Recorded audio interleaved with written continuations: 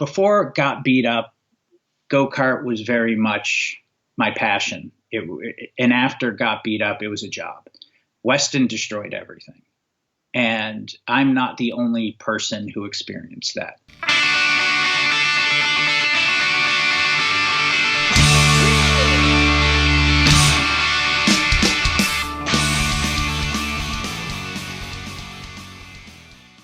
Welcome, everyone, to This Was The Scene, the podcast that takes a look back at the late 90s, early 2000 punk scene. I am your host, Mike Doyle. Before we begin, this episode is sponsored by John McKeston Real Estate, also known as John Cheese, who's been brought up in many, many interviews. John is a punk real estate agent licensed in New York and New Jersey. He worked on the Vans Warped Tour for 10 years, and he's been selling residential real estate for the last 12 years.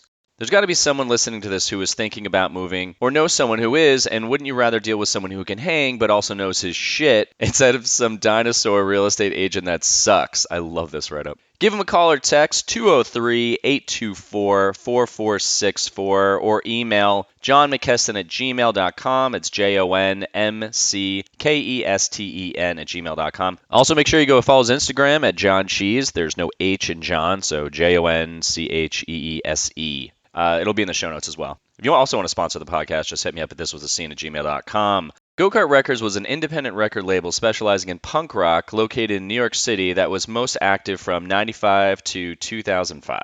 It also had a European division in Mannheim, Germany. Mannheim? Some of the bands on the label you may have heard of were Weston, the Lunachicks, Wives, iFarm, Doc Hopper, Boris the Sprinkler, Plan A Project, Vision of Disorder, the Menzingers, and a ton more. I've been hounding Greg to come on the podcast for the past year, and he finally said yes, which made me extremely happy because this is one of my favorite fucking interviews.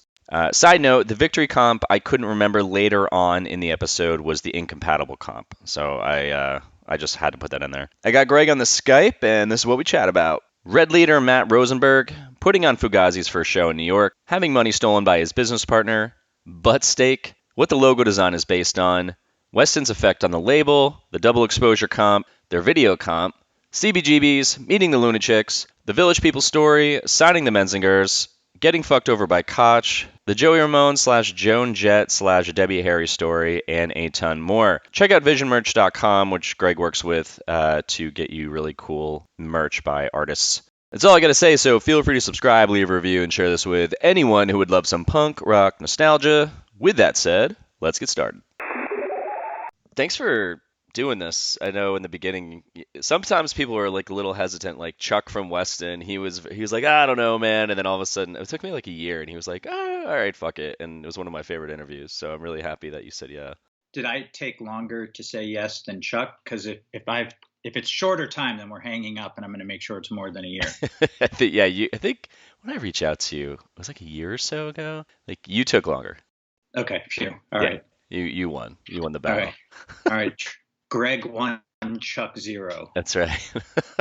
It's so funny because it took me forever to find him, and then now he'll like comment on Facebook posts and like Instagram, like we just kind of banter back and forth, and I'm like, this is like 17-year-old me would have been freaking out, like, oh my god, I'm bantering with Chuck from Weston. This is too funny. Well, cool, man. So the whole premise of the podcast is it's about the late 90s scene. You've come up a bunch of times. So I've heard. Yeah, like just record labels and things like that. And I've wanted to get you on just because go-kart was a big part of me in the in the scene back then. Just I don't know, like I mean, did we ever actually meet each other? I don't know, I told a story when we were doing our Lanemeyer layout in your record store. Did we ever meet you? Yeah, so you guys came in to the store right near the end of the workday, and Matt wanted to use my computer to lay out your record. So I met you guys quickly. I don't really remember who I met, if it was the whole band or if it was just a couple of you. And obviously that did not go very well. Yeah. Who was the guy? Do you remember the guy who was doing the layout? No. So you had a friend of Matt's or someone that was going to do the layout, and they asked if they could use my computer to do it. Yeah. When I got into work the next day, everything looked totally different and programs weren't working, and he claimed he knew what he was doing, but he didn't. And it was pretty bad. I had to take it to TechServe, which was in Manhattan, have them get it running again. And then I feel bad for Matt because I think he took the brunt of a lot of frustration and anger for something he was just trying to put out a record and kind of blew up in his face. So I apologize to Matt publicly for that. Yeah, I don't think Matt listens to this. Matt doesn't really talk to me or Sean from Lane Meyer ever anymore. We didn't really end on great terms. I'm sorry to hear that. Yeah, it sucks because it was just the deal, or just things went south with the record, with the label, and I saw him a couple times. I was like, hey man, really sorry about that, and I just haven't talked to him. I'd love to get him on the show, but he's like a popular, like he's really successful on, works for Marvel, writes like comics now. Oh wow, good for him. Yeah, someone mentioned that. I looked, he's got like 40,000 followers on Twitter, and so yeah, how long has it been since you talked to him? Oh, I don't know, a long time. In those days at Go-Kart, we had a steady stream of people who would intern and, kind of come and go regularly. I think he lasted in the 6 months to a year territory.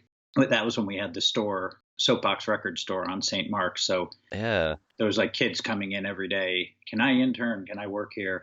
It was a very kind of different time. It was exciting because people wanted to be a part of whatever it was we were doing. And Matt was one of those people.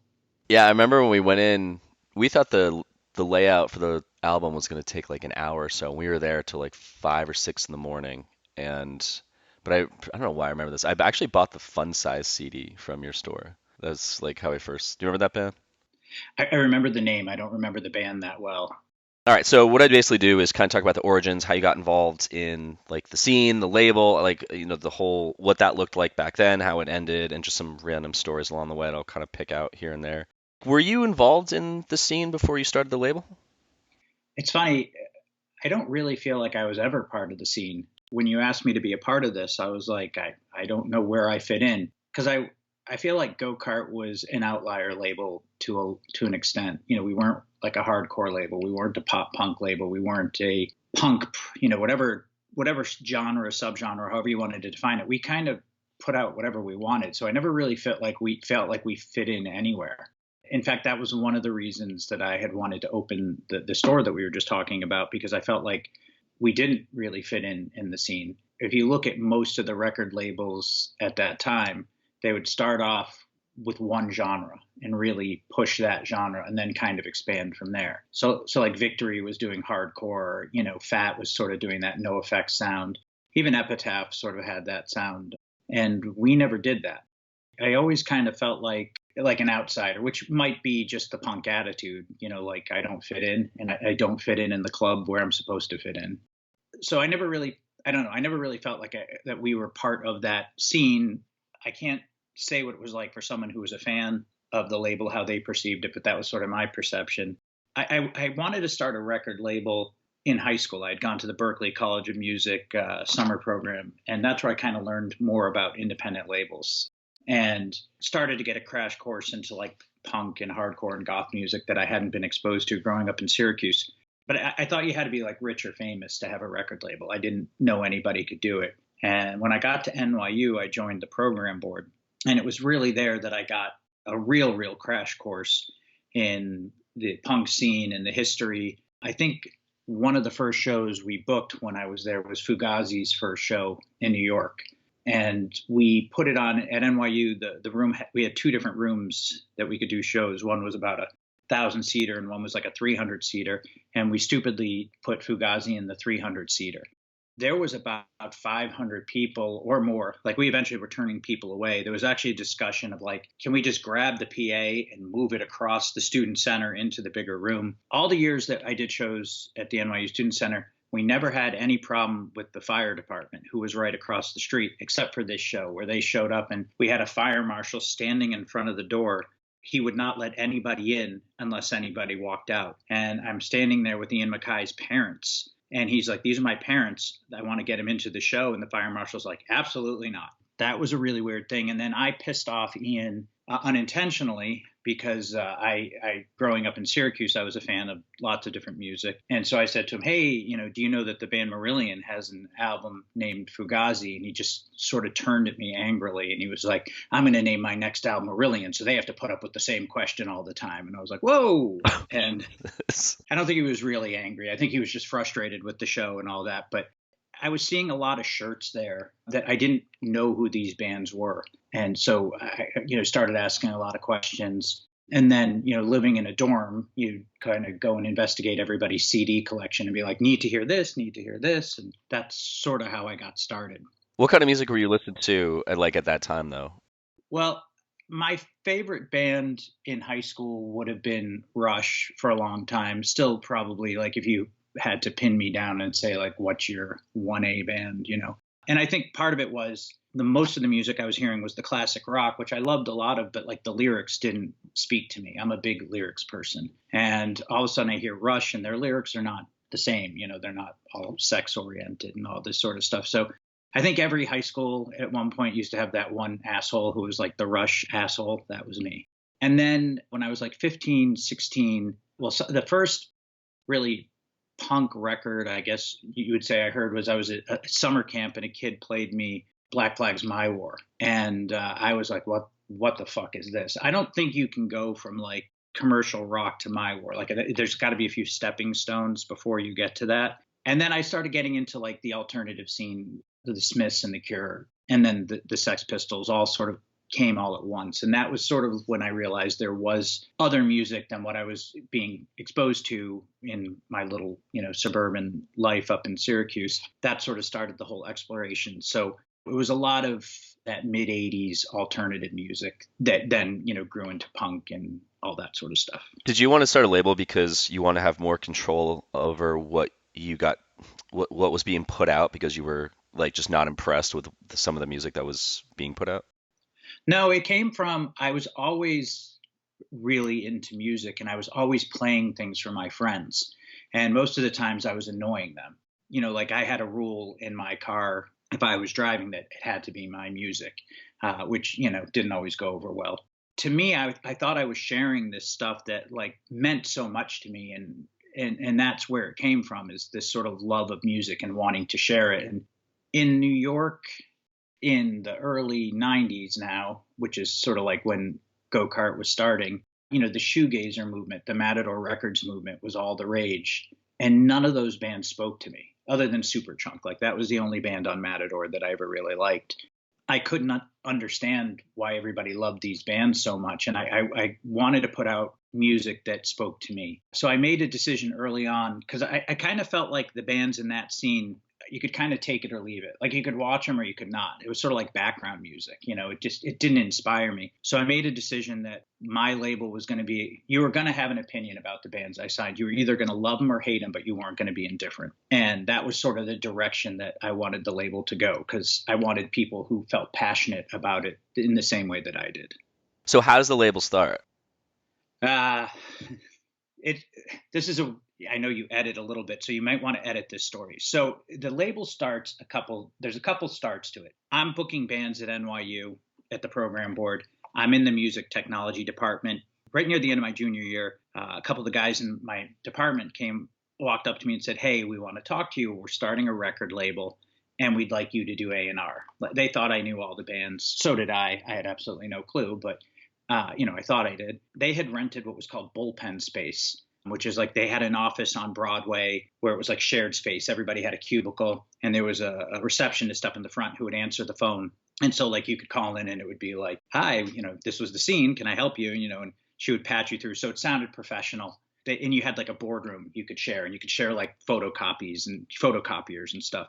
And so I went up and I had a meeting with them, and they had invited like 10 people from the music business technology program at NYU and a few of their friends. And everybody had supposedly this area of expertise. Like one kid owned a recording studio. He was a little older than us and had worked for a while. And so we were going to record there. And one kid's mother was a huge star in some Far East Asian country, and he could bring bands over to tour. And one kid's dad was best friends with the vice president of MTV, so he could get videos on it. It was this crazy thing. It was called Unreal Records, UNREEL, like reel to reel kind of joke. Okay. One by one, everybody dropped off, and it was just me and the person who owned the recording studio. And he wanted to do rap and hip hop, and I wanted to do punk. So we were kind of going to start the label that way. I graduated from NYU. I cashed in all my bar mitzvah bonds. I had about $5,000 from my bar mitzvah, and I put it into a bank account to start this label. we weren't really doing anything. Like I was working, we were trying to get it going. And then I found out, I went to the bank one day and I asked the teller, what's the balance on that account? And it was way lower than it should have been. And it turned out that my partner had forged my name on a check and had taken $2,000 out. And we were in a band together. We were leaving to go on tour that day. I kicked him out of the band. He was always late to practice. So we had played our set so many times without him that I knew we could. It took a long time to get my money back, but that's how Go-Kart started. Really was right there. As I had become so obsessed with the idea of starting a record label so he paid me back a little bit here and there. I put out the Berserk record, which is the first record we put out, which did amazingly well. It's still probably my favorite record we ever put out. We put it out about 6 months before Green Day broke. And when Green Day broke, there was radio stations all over the country that needed something to go with Green Day. So Berserk was being played on commercial radio stations all over the country because it was a pop punk record. We'd serviced radio. It was a shame. The band had all these offers to go and play, but they never really played outside of Baltimore or New York City. Going back to the story of the ex-partner who stole money, the second record we were putting out was by a band called Butt Steak. Yeah, I was going to ask you about this. Butt Steak may have been the greatest live band I've ever seen. They were unbelievable. They would do these skits between their sets. And I actually, on one of their tours, the first time I saw Butt Steak was in New York City. And the band that was supposed to play after them refused to play. Julie from Butt Steak said, "This is our last song." And the guy walked up, and I was standing close enough that he said, "We're not going on after you. You can play longer." I'd never seen that happen before. Wait, what was their live show like? What did they do? It had an energy. In a way, it kind of reminded me, Weston kind of reminded me of Butt Steak, which I think is the first time anybody's ever said that, because they had a playfulness on stage, but they were also very intense musically. There would be a skit in the middle of a song, but it was all sort of planned, so that that like sort of introduced the next song. They put out a record before the one I did, and John Peel absolutely loved it and flew them over to do a Peel session, which, I mean, that to me was like the highest honor you could get at the time. And I got very drunk with John Peel because of Butt Steak. Many years later, I spent like 6 hours with the BBC buying us drinks. So we were doing this record with Butt Steak. We had to mix it. And the guy who owed me the money, the former partner, was working at I think it was called Skyline Studios in Manhattan. And David Byrne had rented out. He had locked it out. So it was his studio for a month. No one could record there. The former partner, his job was like to clean up the studio at the end of the night. So he would go in and he would take Polaroid photos of the board so they knew where they left it. And he would zero out the board and he'd clean it and, take out all the garbage and all that sort of stuff. I was kind of calling him like, "Hey, when am I getting my money? Like, you stole money, you forged a name on a check. This could have gone much worse for you."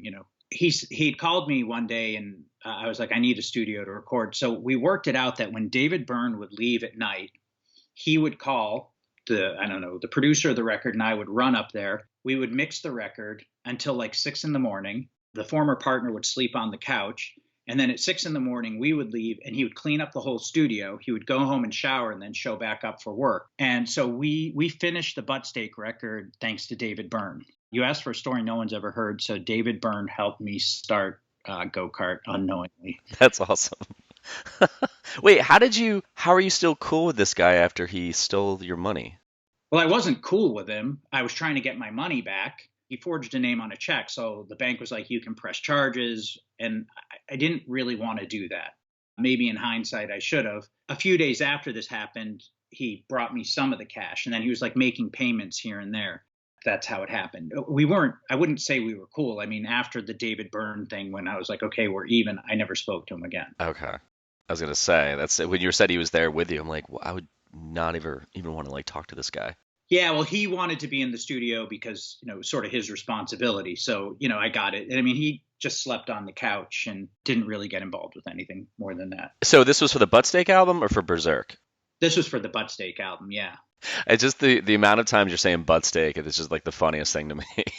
It's just hilarious. Imagine like you're 22, 23 and you're going into meetings and you're like, "I'm putting out a record from Butt Steak," and I definitely raised some eyebrows. But they were fantastic. They really were one of the best bands we worked with. Yeah, I actually just did a YouTube search, and there's a video of them playing Midtown Music Hall on July 8th, 1994. And it's like 28 minutes long. I have to watch that after this interview to see what this is about. Did you learn through Berkeley what the business was going to be and then like how to put things out, or were you just kind of learning this on the fly? No, I learned nothing at Berkeley. I think I spent the entire summer drinking because I had access to alcohol and I was young and dumb. Okay. No, at NYU, I was learning a lot, and everybody seemed to be in a band. You had friends in your dorm who were like, "Oh, I'm signing to Roadrunner or Road Racer, I think it was." And what's that? I started reading there wasn't a lot of zines back in the day, or there was, but really it was like Maximum Rock and Roll, Flipside, and then eventually Alternative Press, and you kind of knew what was going on in the scene. So I started reading those and I started getting more involved just because we were booking bands at NYU. And my classes, we were learning about the music industry. But I don't really think anything I learned in those classes, other than some like copyright law and stuff like that, ever really had much of an impact. I think I learned it mostly just by going out and starting a label and making a lot of mistakes. My senior year, we used to book CMJ shows every year at NYU. And I don't know if you remember, like, there used to be these two big music seminars every year, New Music Seminar and CMJ. Oh, yeah. I remember that. CMJ would put on shows at NYU as part of it, and we would get badges, free passes, so we could go up to the panels. And so I would go to all these panels and sit there, trying to take notes and thinking I was going to learn a lot. And mostly they were people just talking about themselves. Two things came from that. One, I was at a panel where, strangely, Penn from Penn and Teller, he's the one who talks, right? Yes, I think so. Was talking about Shimmy Disc, which was a big kind of New York label, and how he had seen their logo and how he immediately wanted to hear what that label was about. So I had this idea that whatever our logo was for the label had to stand out so that people would want to listen, hear it. And then we would book these shows with them. And my senior year, one of the shows was we did a hip hop show with Naughty by Nature. Okay. And wow. And OPP had been the biggest hit of the summer. And I was kind of frustrated because this wasn't new music. This wasn't college music. This wasn't what I perceived it as. So I came up with this idea to start an independent music fest. I went to the program board and then I went to the administrators above us and I said, I want to start a music fest here at NYU. We have all these buildings. We have this budget. We never use it. And we'll bring in all these different people. And we'll do all these panels, and it'll be free for NYU students, and outside of the community can pay. They thought I was insane and that I could never pull it off. And I was like, well, try me. Like I've done all these other shows for years that you said we couldn't do. Eventually, I got permission to do it, and we hastily threw together this first year this thing called the Independent Music Fest, and I brought in everybody I could to be advisors. So like Michael Dorff from Knitting Factory, and Louise from CBGB's, and Trigger from the Continental. And I got all these people in a room and I'm like, this is what we want to do. And I made the mistake of saying like, and we don't want any of the alcohol money. And they all laughed at me. Like I thought I was being like this, like magnanimous guy, because other people were like, well, make sure you're getting alcohol money from the clubs. I'm like, no, we don't want that. No one was ever giving us that. So they kind of all organized and helped me start this festival. And, we put an ad in the Village Voice and we started reaching out to people, trying to find anybody we could to be a part of it. And we had all these panels. And I think the first year that we did it, we had, I don't know, maybe 1,000 people attended. And by the second year, it was like 2,000 or 3,000 people. And we had, it was a pretty cool thing. And we had, shows at NYU. And that's really where I got an education. Our keynote speaker the first year was Bob Mould from Husker Du. Oh, wow. And the host, the person who was supposed to be moderating didn't show up. And Bob Mould looked at me and said, well, why don't you moderate? And I'm like, okay. I went up there and started talking about the labels he was on, and I got them all wrong and just sat there in shame until the moderator showed up. So when I graduated college, I had all these contacts and I had different people I could speak to. So when I started the label, like I had distribution right away. Like I'd called Camille at Dutch East India, which was one of the big independents, said, I'm starting a label. She said, okay, you're in. I was like, oh, because they had all knew me from this other thing. So that's kind of how the label started. And then strangely, and everything about the start of Go-Kart is strange, but we had distribution really in Australia before we had distribution anywhere else. There was a label in Australia that I gave a copy of the Berserk record to. It took me forever to actually get the record released. And in the time when in between, this guy called me like, we love it. We want to put it out. So I was being distributed by Mushroom in Australia pretty much from the beginning. Mushroom really broke Blink 182. Blink broke in Australia before anywhere else. It was very strange. Yeah, was that because they were on grilled cheese at that time, right? And Cargo? Yeah, yeah, I think so. And I think they had done a deal with Mushroom as well.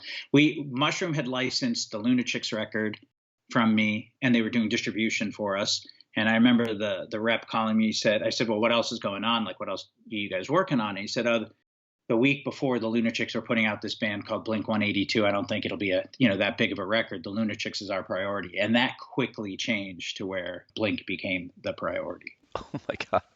So you kind of started mentioning you wanted the label graphic to stand out earlier. Did I hear that right? Yeah, the logo, the Go-Kart logo. Yeah, because I was wondering like what this face is, the infamous face. So the original logo on the first 7-inch was sort of like a racing kind of thing, which was just something we threw together. But then Jim from Buttsteak told me he was doing graphic arts and said he was going to create a logo. And he sent me the logo that is basically the way you see it. The original version of the logo, there was a drop shadow on the mustache, and we printed some stickers. And one day the sticker was upside down, and someone looked at me and goes, when your logo's upside down, your character there kind of looks like Hitler. We had to remove the drop shadow. It's technically, which I didn't know, James Cagney's face with, I think, is it Spanky from the Little Rascals' hair? I did not know it was clip art. I thought he had created this thing. And I went into a copy shop on 14th Street in New York one day, and I saw basically my logo on this thing. And I was like, what is this? And I called Jim, and I was like, where did this come from? He's like, oh, it's all just clip art. And I just went, oh, and I felt really defeated. And that's kind of when I came up with the thing where I told the bands they could all change the logo. So like if you look, like the Lunachicks kind of made the go-kart guy look like a drag queen, and Boris the Sprinkler gave him a cheese head. And on the back of Weston's Got Beat Up, he's got a black eye. And on Anti-Flag's New Kind of Army, he has a mohawk. Oh, that's so cool. I never knew that. Yeah, we kind of changed it for each record if the band wanted to. I'm actually looking at, oh, wow, yeah. Holy shit. I think I do remember that. I'm on Discogs right now and just opened up Lunachicks record, Jerk of All Trades, and you can just click more images, and it's got the image on the back. That's so funny. Who would update the art? Like, who would they get to change the artwork for their logo? Usually the bands would do it on their own. The way Go-Kart worked is we would give the bands a budget, and we would say, here's your budget for your record. I don't care if you spend all of it. If you don't spend all of it, you can keep whatever's left. But what I expect when for this is hand me back the artwork and your record. And the only thing we would do after that is master it for them. We wanted the bands to have complete control of what I used to say was the only thing we do to your record is we put our logo on it. Usually the bands would send it in that way. Or if they wanted it changed, someone else would do it. So what probably. Sorry, go on. I was going to make a joke that it probably wasn't the guy who did the Lane Meyer art, but. Yeah. Yeah, fuck that guy. What was like your criteria for signing a band? I don't know that I had one. Like, did you personally have to like the music, or just some bands you were like, I could see them going somewhere, so I'll sign them for that? Or did you like all the bands, like the music of the bands that you signed? When I started the label, I had this attitude that I would only sign bands I loved, and that would be the criteria. And I wanted to keep it a small staff so that, like, if everybody had to be laid off because we hadn't found anything, that's what we would do.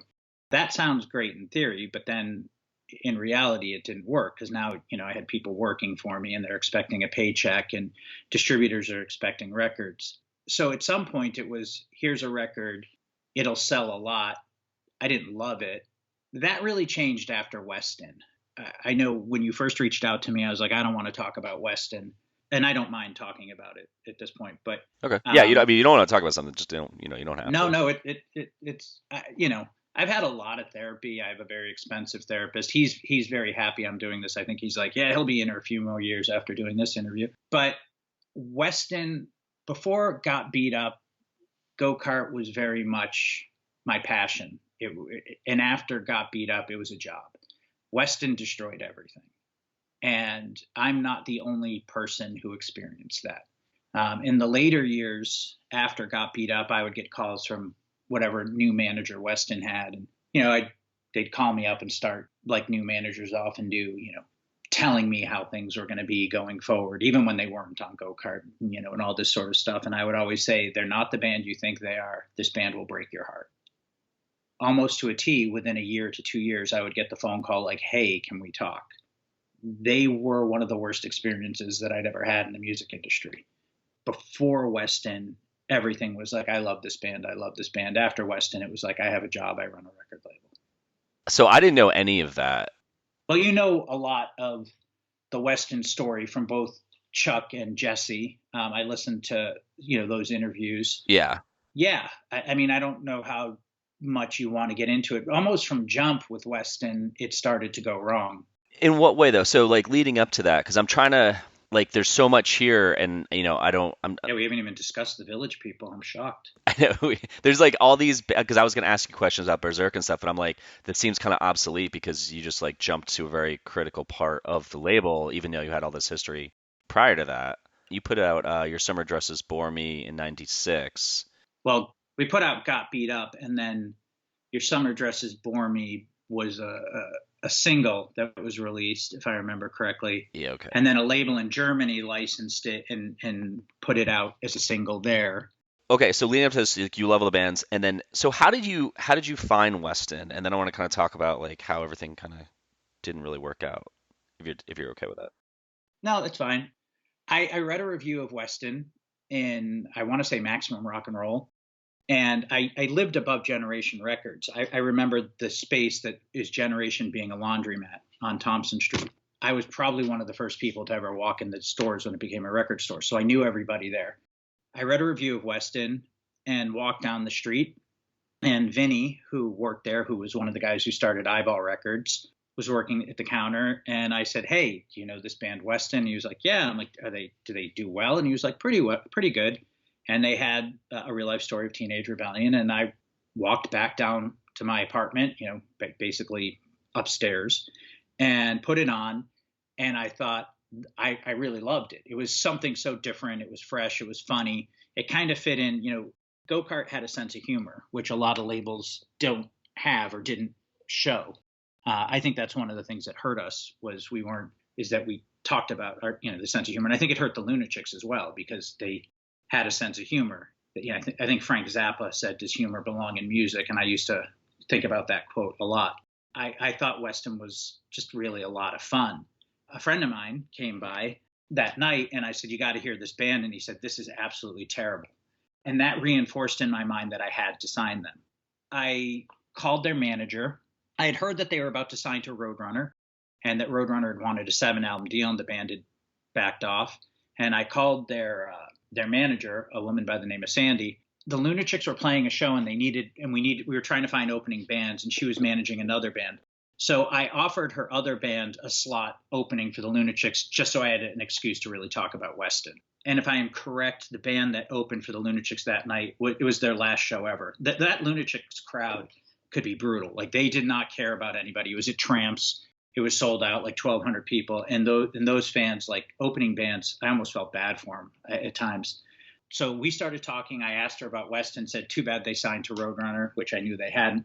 She said, oh, no, we're looking for a deal. She gave me a 4-track cassette that had Retarded on it. And I remember being like, there's absolutely no way I can release an album with a song called Retarded on it. But like, that song is so good. Yeah.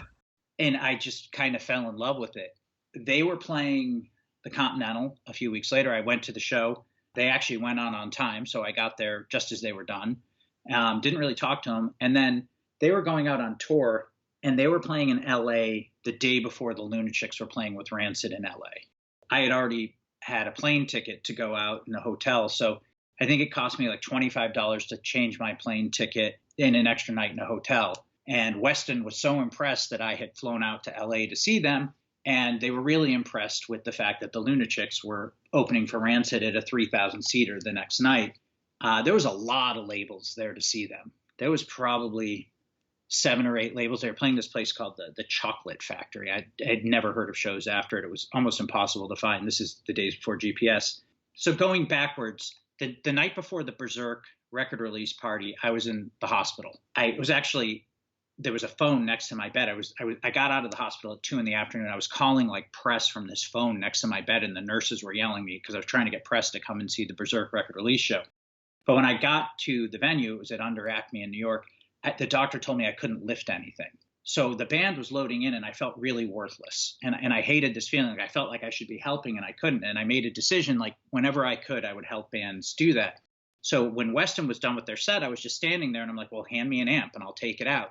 And I remember the look on Jeremiah's face. It was like, why are you offering to help? I'm like, well, I mean, why not? And I honestly, to this day, think like that was the thing that made the band sign to Go-Kart more than anything else.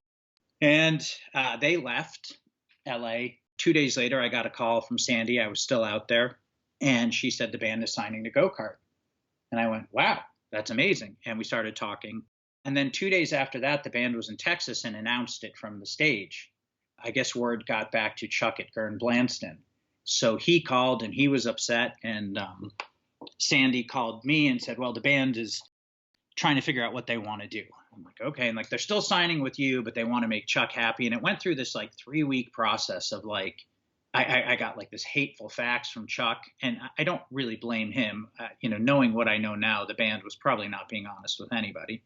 And that's kind of how it started. And then they decided that they were going to stay signing to Go-Kart. We had a deal in place. It was the biggest deal I'd ever offered a band. They were playing Wetlands, and Jeremiah pulled me aside and he said, we need 5,000 more on this deal. And I was like, what? I was blinded by, like, I really loved that demo. And it just kind of got worse from there. And there was a lot of fighting. There was a lot of everything Jesse told you in his interview was going on. It seemed like from that, the one pulling the strings for all the business was Jim. No, it was Jeremiah. It was really Jeremiah. Oh, that's right. Yeah, he did say that. Which nobody knew at the time, which has obviously come out since from Jesse and people. Jim had to make a certain amount of money a week. He had just gotten married, and that was one of the stipulations from his wife. But nobody knew that. So, like, the band, and I've talked about this publicly with Jeremiah and something we did maybe 15 years ago. The band, my mother had a company that printed T-shirts, and I got a call right before a tour from Jim that the company printing their T-shirts couldn't get them done in time, this whole story. So my mom printed T-shirts for them last second. To this day, she's never been paid. She's been paid maybe a quarter of the money she's owed. It's really hard to, when your mother's calling you up and saying like, hey, am I going to get the money from this band? And you're calling the band, but basically, they were spending more money than they were taking in. And there was a bunch of merch companies that kind of got screwed by them. It ended. I mean, we could do a whole show on Weston if you wanted. I could go through all the details. I don't know if you remember Under the Volcano magazine, but Rich used to beg me to write the whole Weston story, and I would try to do it, and then I would get distracted. But we didn't speak for a while, and then they asked me to do Matinee, which I didn't want to do. And we kind of came to an agreement, and we had a meeting, and we had these 5 things that they had to agree to, and they immediately broke all 5. They needed merch again, and they called me from the road. And they said, if we prepay you for merch, will you do it? So I agreed, and they were going to overnight me a money order. They needed it so fast that, my mother's place was up in Syracuse. We were down in New York City. We had to put the merch on a Greyhound to get it in time. I went up to Greyhound to pick it up. They were on tour with MXPX and the Dance Hall Crashers, I want to say. I could be wrong. They were playing Tramps. The money order never showed up, and it was like $700-800. And $7,800 or $700 or $800? $700 or $800. It wasn't an astronomical amount, but remember, they still owe $5,000 for merch, right? Like, oh wow, that they had never paid. So I had the boxes behind the counter at the store. Jeremiah came in, and we were having a conversation. He got there first, and then their tour manager came in, and he didn't have the money. He claimed he had sent it. There was all this going back and forth with like, I'll send it, I'm not sending it, I'll bring it, and it comes down to like, here we go again. Weston's merch is sitting here. We don't have the money. And it just got really ugly. Lee Greenfeld, who used to run Soundviews magazine, worked at the store. I had to restrain him. He had grabbed the baseball bat from behind the counter and was going after Jeremiah with it. I guess it was a few days after that. So I was done. and I was paying for their van on tour. And I was like, I'm pulling the van, and they were begging me not to. And like the guys from MXPX are like, I went up to the show and I'm like, I'm done. They're like, please don't kick him off the tour. And I think it was the next night that Jesse started the Go-Kart Sucks chant at a venue in Boston. And he referenced that in the interview with you. And I just called him up, and I just ripped him a new one. And it's so like now, all these years later, Jesse actually reached out to me many years later and was like, hey, I owe you an apology. And I was like, oh, wow. And then I went to the last Weston show. David, who ran Go-Kart Europe, called me up and said, Weston's playing their last show. Let's go. And I was like, no. And he was like, let's go. So I tried to be like, okay, you know what? Let's put the past behind us. Let's go and have some fun. And I reached out to the band and told them I was going to be there. Sort of as like, I had found some copies of Got Beat Up on vinyl. I said, hey, I'll bring them down for you guys to sell. Jesse, when I went up to talk to him, he just immediately was like, I am so sorry for everything I did. I was young. And I was like, we were all young. I mean, I think I was 25, 26 when I signed them. I think if I had been older, things would have been different, but there was a lot of ego, including me. I had a pretty big ego, and I had a lot of trouble with being an angry person. But at the end of the day, to answer your question, Weston destroyed everything. Real quick, if you want to support the podcast, you can check out my new $3 tier over at patreon.com/thiswasthescene. I have all the episodes that you cannot find on podcast apps because podcast apps only hold the current 100 episodes. So check it out again at patreon.com/thiswasthescene. There's also a link to the show notes, and now back to the episode. So I'm looking at your catalog, and like I was saying before, so Got Beat Up comes out in what, like 96? Yeah, probably 96, yeah. And you put out a shit ton of releases after that. What made you keep going? I didn't know what else to do with my life. This was my life. Well, did you see it turning around? Like, did you see, because I mean, obviously something happens with them and you're like, fuck this shit, but now I'm stuck because I have this record label. It's my income. Did it kind of sour you a bit when you were like, did people start to recognize that in the industry? I don't know that I don't think so. I mean, the label just kept getting bigger after that. I mean, that's my peak years were years after that. I don't know that anybody noticed it. In some ways, it might have made us a more professional company. Like I wasn't running it all just on passion. It was like, let's make business decisions. I didn't know what else to do. I didn't really know.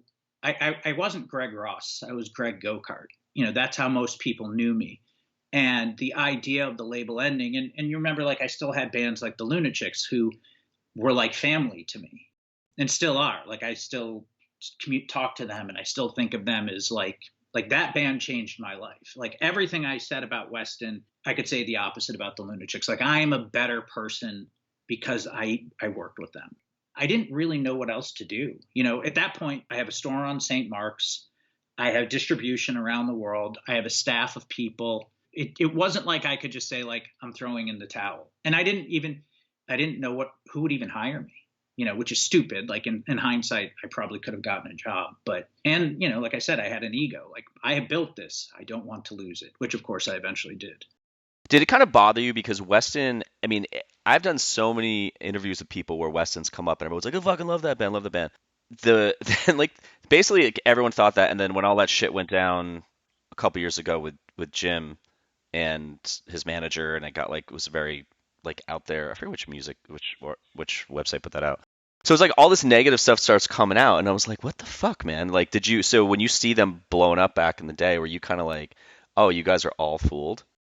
Well, I don't know what you mean by blowing up. The biggest record they ever put out was Got Beat Up. Everything after that was downhill. Well, they didn't really blow up. Like, they just started, like, people knew their name and stuff, but then when Matinee came out, everyone was like, what the fuck is this? Weston should have been huge. Weston should have been Blink 182. Weston should have been my retirement plan. Arista Records offered me $125,000 2 weeks before Got Beat Up came out to buy the record off of me. And they were going to give me points on that album and points on the next few records. And I called Jeremiah, and he said to me, if we're worth that now, imagine what we'll be worth in 6 months. And in 6 months, nobody would touch them. Like I said before, when I saw Weston in LA at that chocolate factory place, there was a lot of labels there. And in a very short amount of time, everything soured for them. So when you say Weston blew up when I put out Got Beat Up. That was the peak of Weston. They went on for years after that, signing to a major. And I mean, like I said, I could tell you how that they caused a major to lose their distribution. Like, not entirely. That's not a fair statement, but basically they were the final nail in a coffin. When I heard Matinee, the first thing I heard was indie rock star, and I was like, oh, Jim's discovered the Pixies. When I heard Uninspired from Dave, which is really the only track I think he wrote on that, I went, oh fuck. I kind of knew.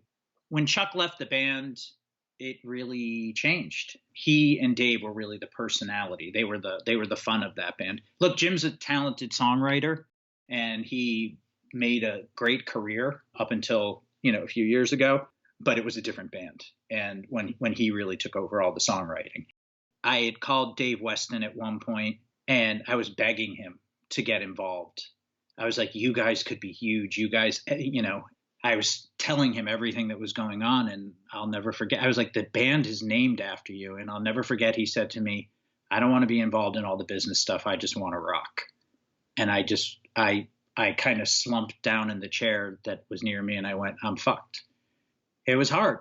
It's a weird thing because I own Got Beat Up and I own Matinee. So like, I want the band to be successful, but there's a part of you where you're like, God, I hate these guys. Were you able to like collect though? I mean, because you're the one at the core of the records getting put out, so like they couldn't get in between you and making the money off the album, right? No, I mean, but the Got Beat Up, I don't think ever even recouped the advance, like to this day. I think at one point it did come close, or actually I take that back. Eventually it did kind of recoup, but it was like maybe 20 years later. How many copies did you print of Got Beat Up? I want to say Got Beat Up sold about 15,000 copies, 15,000 copies, and then it died. I remember somebody at Caroline saying to me, I've never seen a record go from 0 to 15,000 and then nothing. Like everything, it was as if a switch was turned off and everybody just was like, we're done with Weston. Like the people listening to them? Because I felt like the crowds were still, I mean, I felt like I saw them play with the Bouncing Souls. No, I saw them play with Tripface opened, and then Weston, and then like Ignite was the main act, and I think we left before Ignite even went on because we were just there to see Weston. I don't know, like I felt that like that was happening, and then once Matinee came out, and I kind of was like, oh, like everyone was just like, oh, this isn't what we're used to. And then when Chuck left, I think that really Chuck left before Matinee. Yeah. Which definitely like people were like, oh, that guy was like one of the best reasons to go see them live. Right. Weston weren't like, I remember watching them that day at the Chocolate Factory, and Dave and Chuck, I think, were in their underwear, and they were half wrestling during the songs, right? Yeah. But everybody loved it and was having a great time.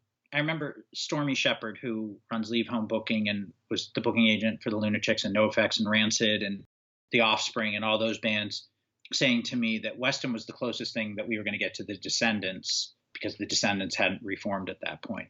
I think that sort of spirit came more from Chuck. Jim had a different attitude. And I think if Matinee had come out from a different band, I think people would have appreciated it slightly more. But because it came out from the band who had done Got Beat Up and Real Life Story of Teenage Rebellion, I think people kind of were disappointed in it. I don't think it's a bad album. I just don't think I don't think it had the same spirit or energy. No. That the other. No, it totally didn't. But I think even before that, the record had kind of, I think they had rubbed enough people the wrong way that things were starting to go backwards for them. Well, I mean, because like the record sells because of the fans buying it. And to this day, I mean, I don't know, until talking to you, talking to Jesse, I didn't know any of this stuff was going on. So I feel like a lot of fans back then didn't know that either. So it's like, why did the record sales just stop at 15,000? I don't know. I mean, it wasn't that we weren't pushing the record. I think that the fan base that knew of Weston, we'd hit everybody who had wanted it, and we needed to get them out on some different things. When they called me about Matinee, they were on Warped Tour in Chicago. So they were still playing. It just wasn't working anymore for whatever reason. And it could have been that, at that point Chuck had left the band. And I don't know. I really don't know. I never understood I knew what was going on internally. I knew that we hadn't changed. We were still trying to sell the record, But I think, I don't know. So did you print more than 15,000 copies? Oh, I don't remember. Well, no. So like the first pressing was probably, I want to say the first pressing was probably 5 to 10,000, somewhere in that range. I don't, we had, and then we would keep repressing. And then it got to a point where the last pressing we hadn't sold through. So there was no point in pressing anymore. So like, was there any bands after that that that got you excited again? From after Got Beat Up came out until you guys like you closed the doors on it, was there any glimmer of hope through the years when you had a band? You're like, okay, like I'm feeling this again. Well, I mean, I still love music and it's still like the biggest thing in my life to this day. So it wasn't like I didn't love bands and there weren't records that I didn't love. It's just that it wasn't, I can't describe it any other way than saying like before Weston, go-kart was my passion. And after Weston, it was my job. So, I mean, I still loved a lot of the records we put out, but it was sort of like the bloom was off the rose, it didn't feel the same anymore. Did any records after that sell really well? Oh, I mean, the biggest records on Go-Kart really are after Weston. I mean, we had records that sold over 100,000 copies. I mean, you got like Down by Law, you got Vision Disorder, you got Anti-Flag, which that didn't really that hasn't really aged well since recently.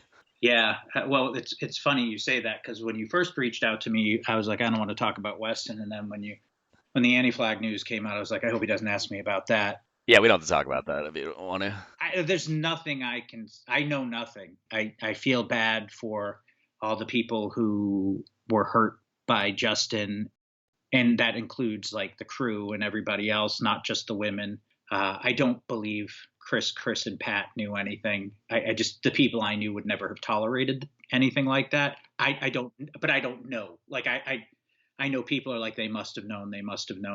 Like the people I knew would not have tolerated that. And I feel bad that something that meant a lot to so many people was destroyed. Obviously, what Justin did was horrible. But I know nothing more than anyone else. So yeah, I mean, Anti-Flag sold over 100,000 copies. I was gonna say like that record must have sold a ton. Yeah, Vision of Disorder did well. All those go-kart comps that we did well. Actually, yeah, I want to ask you about that because we were on Double Exposure. Like Lane Meyer was on there. How many of those did you guys sell? So it's funny. I thought that would be the other thing you would ask me about because we always get the thing I see the most about go-kart is the comps. Well, that one for me, I mean, personally, it stands out to me because we were on it. There was this weird thing that started with low price samplers. A lot of the time I see people say that we started it. We didn't. There was a label called Crypt that put out something. It was $6.99. And if you really want to be honest, going back to your earlier question, Sire Records in like 1987 put out a CD called Just Say Yes. It was $7.99, and at the time, your average price for a CD was probably $18.99. And that CD had the Replacements, the Smiths, Depeche Mode, the Ramones, and that CD was for a kid who didn't have access to music. It was like, what is this? And I could buy it for $7.99. And it was like after that, it was like, I need to hear this band. I need to hear this band. I need to hear this band. So that, but by the time I got to NYU, I'd say like half the dorm rooms had a copy of Just Say Yes. So that was this first low price sampler CD that came out. And then I saw Crypts in Kim's Underground on Bleecker Street, and I couldn't figure out how they did it. And then I was like, oh, they're just not paying the band's royalties. It's a promotional thing. And I went to all of our bands and I was like, let's do this. And we announced it. And it took a year for us to put it out because we were waiting for Weston to get us the Return to Horse Valley song. I think that's what it was called. And we wanted an unreleased track. And after we announced ours, other people started to announce theirs, like Epitaph and Fat. I don't know if they were planning it or not. And in fact, I think we had ours out at $5.99. And by the time it actually came out, it's at $3.99. And if you have a copy of Go-Kart versus the Corporate Giant 1, it says pay no more than $3.99 on it, which got me in a lot of hot water with a lot of retailers because they were like, don't tell us what to sell something for. And I was, I got a call from a guy named Dave Firecracker Guccione at Hot Topic, and he said, we want to put you in our low price sampler in our registers. They didn't have music at Hot Topic at that point. And they had only like 150 stores, but they were putting some things up at the counter. And he said Caroline, who was my distributor at the time, wouldn't sell it to him. And so I called Caroline. They were like, that's ridiculous. So he told me he needed a price. We worked it out, and he was putting it in like 50 stores to test it. And he said, if it sells, I'll put it in the whole chain. If you sell X number of copies, we'll put it in the whole chain. So the first week we blew that number out of the water. I'm like, so we're going to the whole chain? And he was like, no. And it kept going week after week. We would beat the number and he wouldn't do it. So I got frustrated and I was like, I'm going to find all the labels that you won't take chain wide and put them on all one comp. I was really just being an asshole, like a little bratty asshole. And he said, that's a brilliant idea. And I went, oh, I meant that seriously, right? So we came up with this idea to do a comp called Expose Yourself. It was going to be $4.99, and they promised to buy 5,000 copies. And we went out to all the labels. And I quickly found out which label owners were my friends and which one were not. Because there were certain labels I would call up and I would say, hey, we're doing this thing with Hot Topic. And they would hang up the phone with me and call Hot Topic and say, you should do it with us. We're a bigger label, or we're this or that. And so that was a pretty interesting experience. And by the time we shipped the first Expose Yourself, they had already pre-ordered 10,000 copies. I believe Expose Yourself probably sold 25 to 30,000 copies, which was amazing. And bands who were on it and Double Exposure and Overexposed would say to me things like, we were on the road, we'd be playing and no one knew any of the songs we were playing. And then we would get to the song on your comp and everybody was singing along. And I thought that was really cool. And when the day they announced it in the trades, this thing, Sony called them and said, we want to do the same thing. And they immediately started buying these displays, these 6 CD holders to put by the register.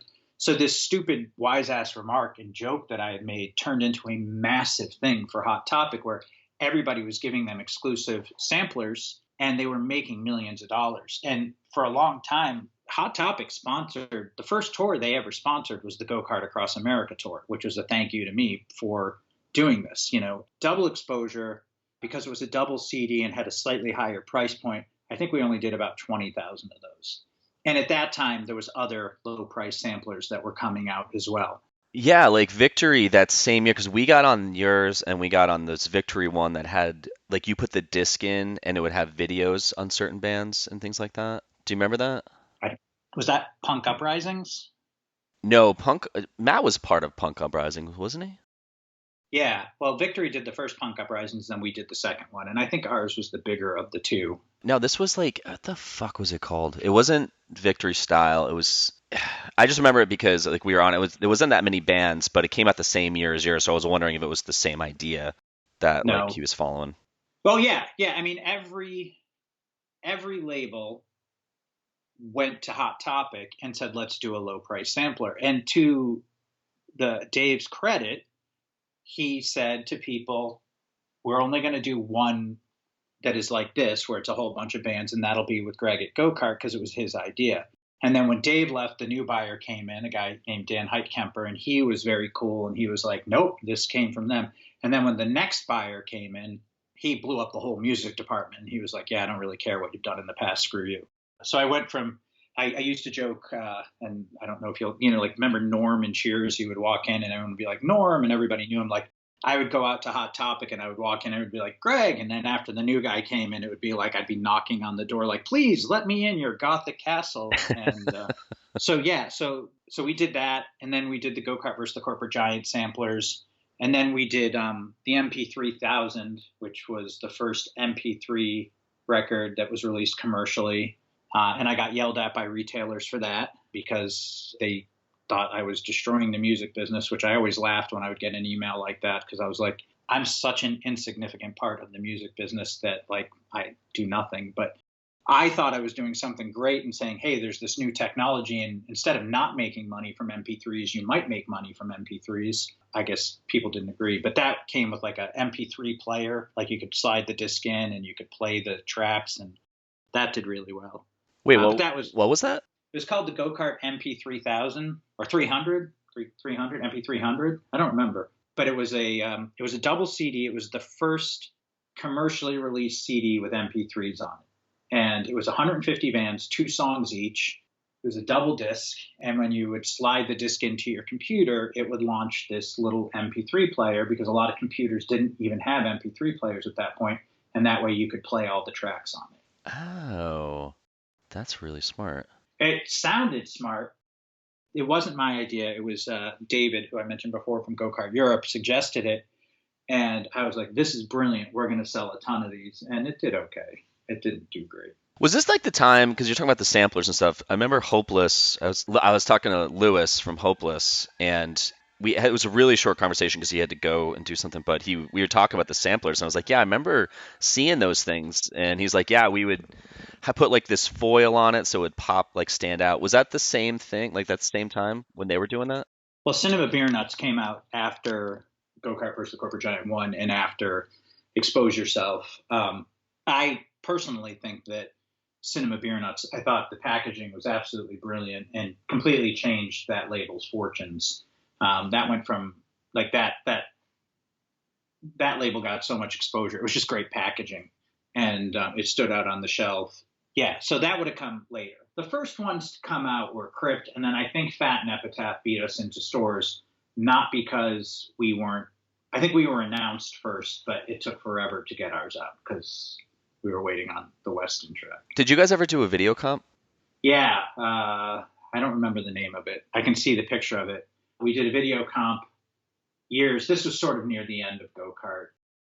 But there was a guy who would go out on the street. I found him online. He would just yell at people about how bad their bands were.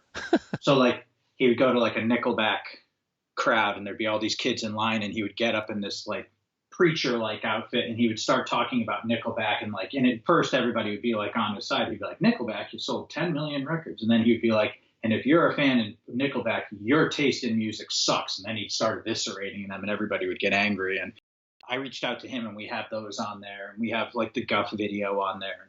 We did a bunch of videos. It was a low priced, I think it was called the Twisted TV DVD or something. Yeah, I'm trying to find it on Discogs. Did you have like any kind of internal competitiveness with other labels? I was at war with every label. I want to rephrase that. I used to say that Tony at Victory named his label right because he was at war with everybody. Like I always felt like I was really, I mean, like I said, I've had a lot of therapy. I was really at war with myself. There was a label that I worked for out of college, and the owner just fucked me out of money, and it was a really bad scene. Early on, my motivation was to be able to rub it in his face that my label was bigger. You know, when you're kind of fueled by hatred, that doesn't last forever. I wasn't in competition with any other labels. I was in competition with myself. I wanted to embarrass that other label, which I feel like I did. Yeah, I was gonna say, did you? Yeah. Oh, there was a whole scene at the Mannheim convention where I kind of had some fun. Like I said, he screwed me up. Like at a time in my life when like $1,000 was like meant everything in the world, he fucked me pretty bad. Wait, do you want to tell the story how you embarrassed him? No, okay. It's not that. It's only interesting to me. If it was interesting, I would tell you. But Okay. but it was sort of like he walked up with his girlfriend and was trying to talk like a big game, and I just was not very nice. You just threw a bunch of hundreds at him. You're like, here you go, buddy. Yeah, no, I didn't. I wasn't. No, he had a lot more money than I did. He was probably the biggest pot dealer in Manhattan, and the label was a drug front. Oh, wow. Yeah, the Go-Kart story, I mean, you've hit some of it, but like it is a fucked up story. Part of the reason the label got as big as it did is because of the Village people, which like is a whole other story, which I don't want to go off, but like it's a ridiculous, the whole story is ridiculous. To go back to what you were saying was I wasn't in competition with any other label other than, myself. I think when you interviewed the eyeball, Alex, right? Alex, yeah. He mentioned that I had helped him get his start. And there's a lot of labels that we helped get their start. I think Drive Through. I know Lewis from Hopeless early on, would have said the same thing. When I first started, I couldn't get a retail list. And I didn't know how to get one. Eventually, somebody who worked at TVT got me one. But like I would go out and buy every magazine, like Musician Magazine or Book Your Own Fucking Life or whatever we could. And we would have this database. I remember saying that if anybody ever asked me for it, they could have it. Because my attitude is the difference between success and failure of my label is someone having that list, then my label sucks. I did really come at this from even though I said at the beginning I didn't feel like I was part of a scene, I did really come at this from a DIY attitude of I want to do the right thing and I want it. So I always tried to help people. I always tried to tell people what I knew. Like with Alex, I handed him and Vinny my retail list, and they were kind of like, why would you give us this? I'm like, because if you want to sell records, you got to know who the record stores are. So I wasn't really in competition with anyone else. Like I said, it was really me trying to prove to myself that I had some value, and that was it. Did you have any open communication with other labels, and you could kind of just spitball ideas and stuff? I remember Tony from Victory calling me up in the early years and saying to me, "You and I need to stay friends because you don't do hardcore and I don't do what you do." Eventually, Tony tried to sign Anti-Flag. He called me one day, and it was when Fat had decided they wanted to sign Anti-Flag after A New Kind of Army. We were already supposed to be in the studio recording the follow-up, and they got asked to do Warped Tour. And then on Warped Tour, Fat Mike saw how huge they were becoming. And I think we'd already sold 50,000 plus copies of A New Kind of Army, which blew all of our minds. Like we were thinking 30, 35,000. He was offering them a lot more money, and he had a lot more money than I did. And it got to a point where I had kind of reached the end of my like financial, what I could offer the band. And Tony called me up to talk about something. And I said, "Hey, I need your advice. What would you do? Would you put all of your eggs in one basket, or would you go and sign like 4 sort of mid-sized bands?" And he was like, "I would go and sign 4 mid-sized bands." And I think 15 minutes after I hung up from Tony, I got a call from Pat, and he was laughing. And he was like, "You'll never believe who just called me." And I said, "Tony Victory." And he said, "How do you know?" And I said, "He offered you X amount of dollars." And it was 5,000 more than I was offering the band. And there was no way that Anti-Flag would have ever signed to Victory. But it was pretty funny. So no, I would try to. I wish I had been better about that. But like I said, I didn't really feel like I fit in. Like I didn't know we kind of just existed on our own. I mean, I feel there were that. some labels like Rec Age I was friends with. But like, when I went to Mordam to ask them to distribute me, I wasn't punk enough. That's literally what they told me. Yeah, I mean, I even like back at that time, I always felt that you were your own entity. Some like Epitaph, Fat, Hopeless, I felt they all kind of fell together in kind of just like a certain genre. I felt like you were just kind of in your own world doing your own thing without like looking at anybody else. Which is the utmost compliment, and I appreciate you saying that. And it was also the stupidest thing I did. I should have, when I signed the Lunachicks, gone out and signed a whole bunch of female-fronted bands or all female bands, as much as that would have pissed the Lunachicks off. And when I signed Weston, I should have signed all the pop punk bands that I could. But I didn't see the point in that. The labels that inspired me were like Twin Tone and SST. Their bands were all really different. This is going to sound like a stupid comparison, but I remember at NYU, we did a thing with Billy Joel. Someone asked him if he would ever do Glass Houses, and he said, "Why? I've already done it." And I was like, fuck, like I totally got that, what he was saying. So it was like, I felt like when I had the Lunachicks, I didn't want another band like the Lunachicks. I was working with the band I wanted to work with. And when I signed Weston, I felt like I had signed the best pop punk band out there. Like I didn't want another one, like that was boring, but it was stupid. And when ska blew up in the late 90s, I'm not a big ska guy. And I mean, I had ska bands coming to me left and right being like, sign us. I had a ska band whose father owned a major label, actually bigger than that. Father was a billionaire and came in and said, "Sign my band and we will give you a major label deal." And I couldn't do it because I just didn't think the band was that good. It was Goldfinger. No, that would be funny. No, nobody ever really heard of the band.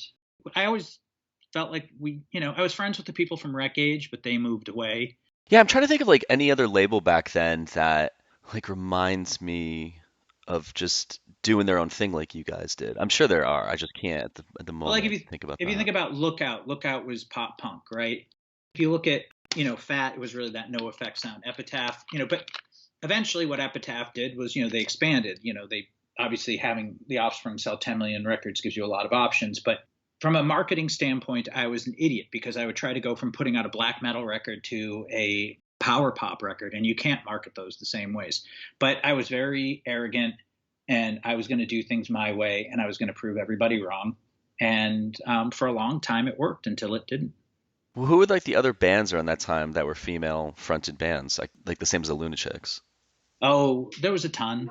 We did put out a record from a band called The Wives, which was a good fun record. I almost ended up suing Hilly Crystal at CB's because of that, but decided not to. I guess I should have. Wait, I don't understand that. We had signed The Wives to a multi-record deal, which we had never really done. Most of our deals were one-offs. And Hilly decided he was going to sign The Wives for their second record and just sign them. Called me up and said, "I'm signing your band." And I said, "Nope." I didn't think we were going to do another record with The Wives, but the arrogance pissed me off. And so he called me up and he said, "Why don't you come over?" And I went over to CB's, and he's giving me the tour, and I'm kind of laughing like I haven't been here before, And he sat down and we had this whole thing, and he had tried to start CBGB's records several times and it had failed. And he was like, "I'm signing your band. I don't care that you have a contract," basically. And I was like, okay. And I went back and I called my lawyer, who's Dave Stein, who unfortunately recently passed, and was Dave Stein. I hold on the same regard as the Lunachicks. If you met Dave, your life was better for it. And he and I talked about it, and he was like, it was a clear violation of a contract, but I just decided not to sue. Just didn't make any sense, but I could have, and whatever. So, there was a lot of bands. I don't remember all of them. We used to get, I don't know how many demos a month, hundreds. There was other bands out there that, like the Red Ants, or Red Aunts, I don't know how you say it. They ended up on Epitaph, and there was just a lot of bands that, like Digger. When I signed Weston, I remember getting a thing hearing from Digger, who eventually signed to Hopeless, right? Like that whole Lehigh Valley scene. There were so many really fun pop punk bands. Did you put the split out with Digger and Weston? No. Oh, I love that split. Those are the two best Digger songs ever on that record. I don't know that I ever really met the guys from Digger. The only 7-inch that I didn't do a lot of 7-inches. The one that I regret that never came out was I had a J Church Garden Variety 7-inch that was supposed to come out, that J Church recorded their tracks for, and Garden Variety kept saying they were going to do it, and then they ended up breaking up before they did it, and J Church put it out on their compilation years later, which I don't know if you – I'm sure you remember Garden Variety, but I don't know if you remember J Church. But I remember J Church. I do not remember Garden Variety. So. Oh, yeah, Garden Variety was a great band on Gurn, just like Weston. That first record's unbelievable. Just a really great band. So you keep bringing up the Lunachicks and being like the best people. Like, tell me about that. Like, why? I'm not saying like why, like I don't know like why, but like why is this such a great relationship with them? Well, it's funny. I hated them before I worked with them. I had met them. We had booked them at NYU, kind of like what you're saying, where like I didn't know what was going on, and Theo was kind of rude. But in hindsight, I know why she was. She had every right to be. And then I would see them out. I remember seeing them at like Veselka at like late one night and being like, "Oh God!"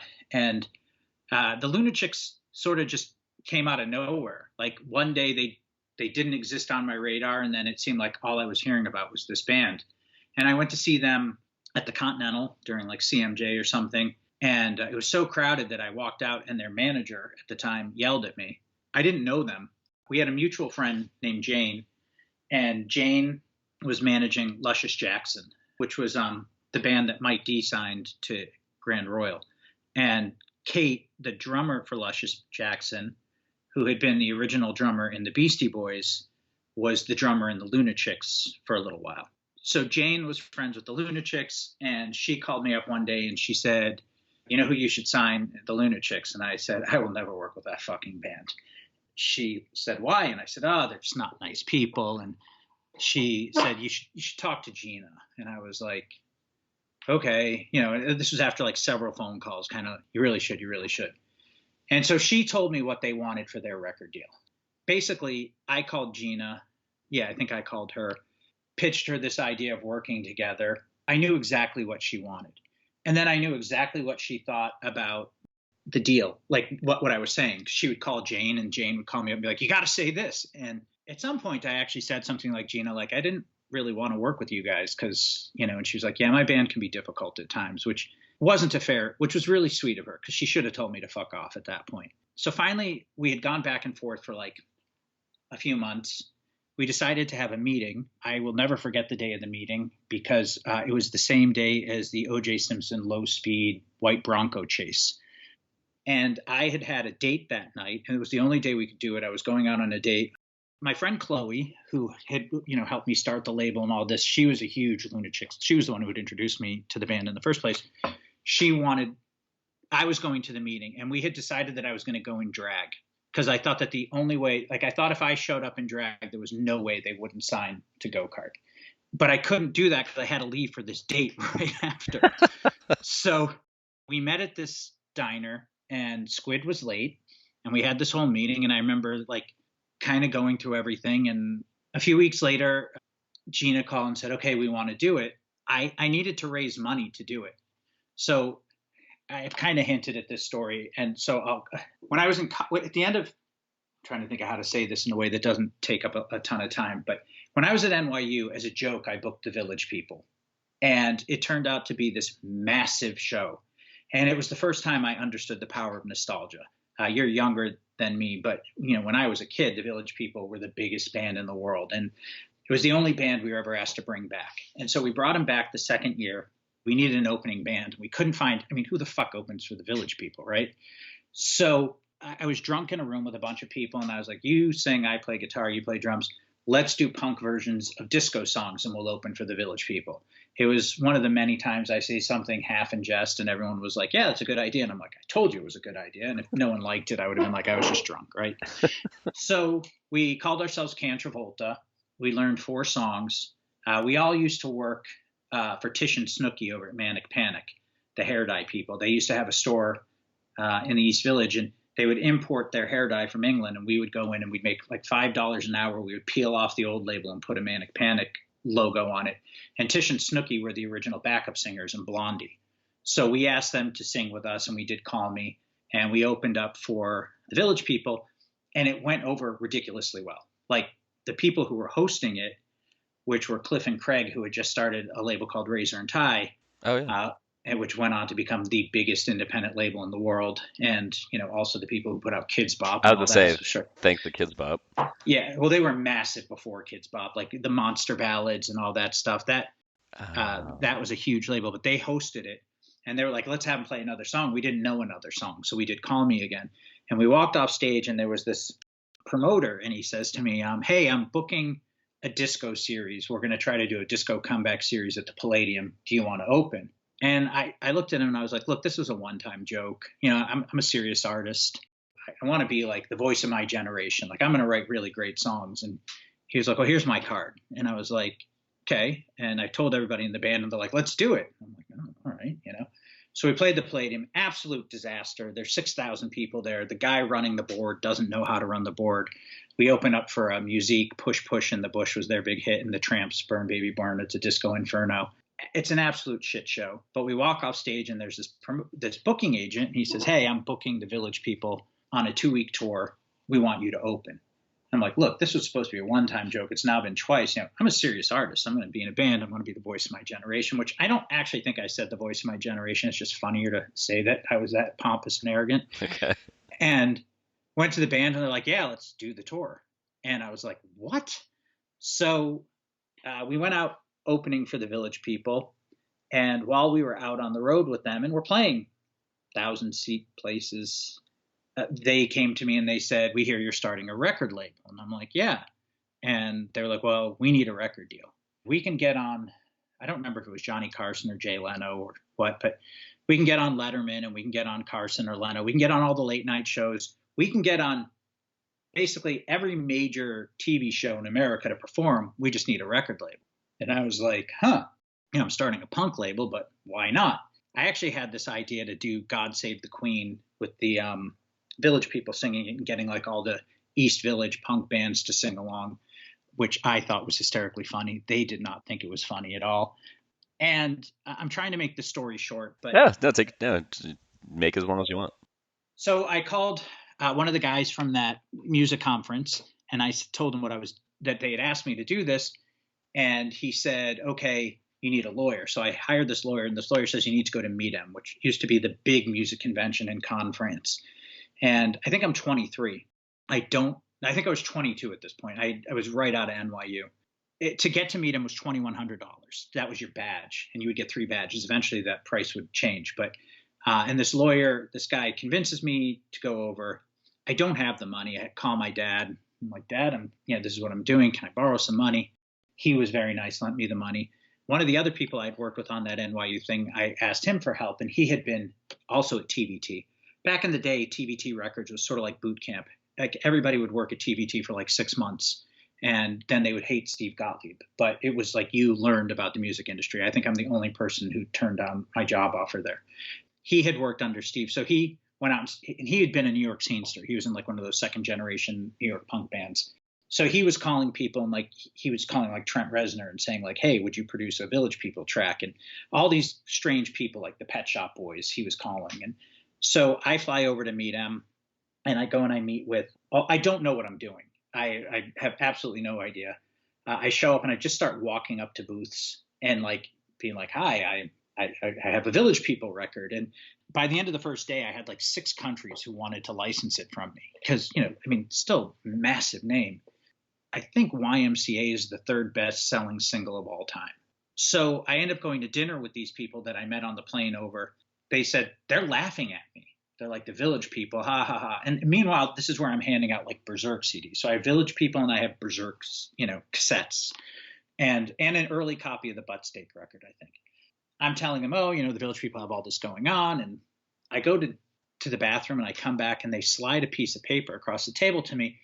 And I open it and it says $30,000. And I said, what's this? And they said, that's how much we'll pay you to buy you out of the Village People record. And I went, what?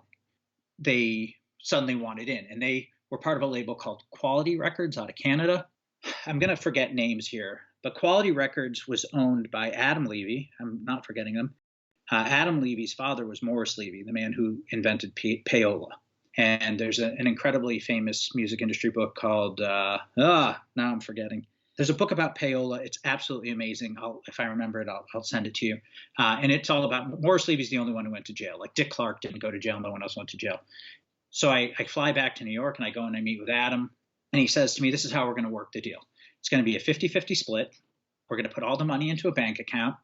The Village People's manager will have to sign off. That way they know the money's there.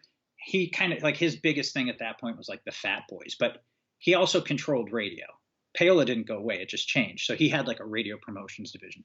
So then I go to the Village People and I'm like, okay, I have this record deal. So we go and we have this meeting, which is really fucking surreal. Like I go to a meeting at a diner in the Village and it's like me and the Village People. Now I know them, right? Because we had toured with them, but this is really still fucking weird. So I go through all the stuff with them and we have a couple meetings and then we go up to have the meeting with Adam. We're sitting there and it's all of them and their manager and me. And I'm now 23. I just turned 23. I believe Glenn, who was more famously known as the Biker, says, how do we know we can get you can get our song played on radio? And Adam says, oh, that's easy. And he hits a button and this guy, he says, to this guy, come down here. And this guy comes out and he's right out of Central Casting. It's like he's right out of like if you were doing a mobster movie, like this guy would be like, guy in the background who's the enforcer. And the guy walks in and he's like, holy shit, it's the fucking Village People. And they're like, they're like, yeah. And so Adam says, hey, they want to know can we really get their great stuff played on the radio? He looks at him and he says, if I want your song played on the fucking radio, your song gets played on the radio. And like nobody doubted it. It was like, okay. And it's like, it was just, and again, like I had lived in New York for a few years, but I'm still a kid from Syracuse who like, this is like mind blowing to me, all of this. Like, I'm like, this is fucking weird. Adam sends a contract to the manager and the manager's pissed off because, I got the record deal for him, not him. And the manager doesn't like the contract. They get into a fight, the manager at this time was the guy who had been dating the Indian, Felipe. The whole thing is fucking weird, right? Like it's very surreal. I watched, just to give you an idea, the promoter at one of the shows didn't pay the Village People. The venue had to pay. He didn't have the money. I watched Felipe jack this promoter up in his full, like, I guess Native American regalia is the way we would say it, but he was known as the Indian. And like his full Village People regalia jacked this promoter up and he's looking at him. He's like, motherfucker, if I ever see you again, I'll fucking kill you. And I'm like, Jesus Christ. Like, I'm thinking like 8-year-old me gets a copy of the Village People record and is dancing YMCA. And then this guy's threatening to kill this fucking guy. It's like, it's fucking weird. And so weird. Yeah. So the manager torpedoes the whole thing. I get a phone call from the cowboy, Jeff Olson, and he says, well, I said, I'll just put it out on my own. Because I knew I had all these people in Europe who would, if I could finish the record, would give me money. So I needed to find an investor. I had worked odd jobs after college, and I'd worked as a bunch of guys had bought MacBooks, but they didn't know how to use them, like first generation MacBooks. So I got a job like teaching these guys how to use their MacBooks at like a stock brokerage house. And I called the guy who was my boss, and he was like, I know a guy who might be interested in this. So I went and met with this guy. I pitch him the whole thing, and I give him all this paperwork. He wants to meet a second time, and he gives me an address, and it's a strip club. And so I walk in, I'm like, fuck. And I'm trying to have a meeting with him in a strip club, which I am uncomfortable being in the strip club, but it's just, you can't have a meeting in a strip club. And he's telling me how good the food is. And I'm like, this is fucking weird. We go through this whole thing, and he says at the end, he's like, I'm in. He's going to give me $100,000 to go and do this Village People record. Eventually, the Village People went and did a record in Germany with the German soccer team called Far in America for the German World Cup. And it went to #1 on the German charts. And the whole Village People story I could do, like, I know their story way better than I should, but basically they were a created band, and they didn't even own the name, the Village People. And the people in France who owned the name, Jacques Morales and Henri Belolo, one of them had passed, were like, you don't own the name. And it ends up, if you're really bored, Google Village People story, because the whole thing is absolutely freaking insane. And it ended in a lawsuit a few years ago. And I mean, like I said, I could do an hour on this whole thing that would just be like riveting their whole story. But so it all fell apart. And so I went and met with the guy, and he says to me, do you want, he said, well, what happened? I said, I explained the whole thing. He's like, well, do you have anything else you're working on? And I said, well, I have this band, the Lunachicks, that I'm talking to. And he said, what do you think they'll sell? And I said, 20,000, 25,000 records. And I'm just making up a number. And he's like, so I break down the data for him, and I have a CD, and he says to me, he says, I have terrible taste in music. If I like it, no one else does. So he said, so if I hate it, it's going to be huge. And I had a copy of the first Lunachicks record, Babysitters on Acid, and I slid it across the table to him, and I'm like, I guarantee you're going to fucking hate this. The next day he called me and said he hated it, and we had a deal. And his wife had seen a Lunachicks bumper sticker, which was really weird as well. He felt that was fate. So I was being fed, going back to the whole thing, from the Lunachicks what they wanted, and I knew they needed tour support. And the Offspring had opened for the Lunachicks before Smash, and nobody cared. The Lunachicks joke was the fans would stay outside until they played, and then they would play poker that night. And they told me that the guys in the Offspring were terrible poker players, and like their guarantee each night basically went into the Lunachicks' pockets in poker. So the Offspring had already said, we will return the favor. Like, they were one of the good guys who, like, when they blew up, remembered the bands who had been there for them. But, they needed tour support. So I had this whole deal, and basically I was able to afford to do the Lunachicks record because of the Village People, which when I eventually told the Lunachicks that one night, they were that's laughing hysterically, because, I mean, it does not make sense, right? No. And eventually the band that I was in, Can Travolta, recorded a 7-inch with the Cowboys singing on it, because I felt like I needed to have this as a moment in time. So that's how I got started with them. So when I went to speak to the Lunachicks, I walked in, and my proposal was the same proposal that Adam from Quality had given me for the Lunachicks, for the Village People, where I said, okay, we're going to do a 50-50 split of the profits. I'm going to put all the money into a bank account. One of you is going to be the signers, and that way you will know that all the money I'm promising you will be there. And they loved that. And that's how I signed them. In the end, we never did the thing with the bank account, but everything else, that's kind of how it played out. And that's really how the label went from, we were doing okay. Black Velvet Flag had sold really well. Berserk actually sold really well, but that's really when the label started to take off.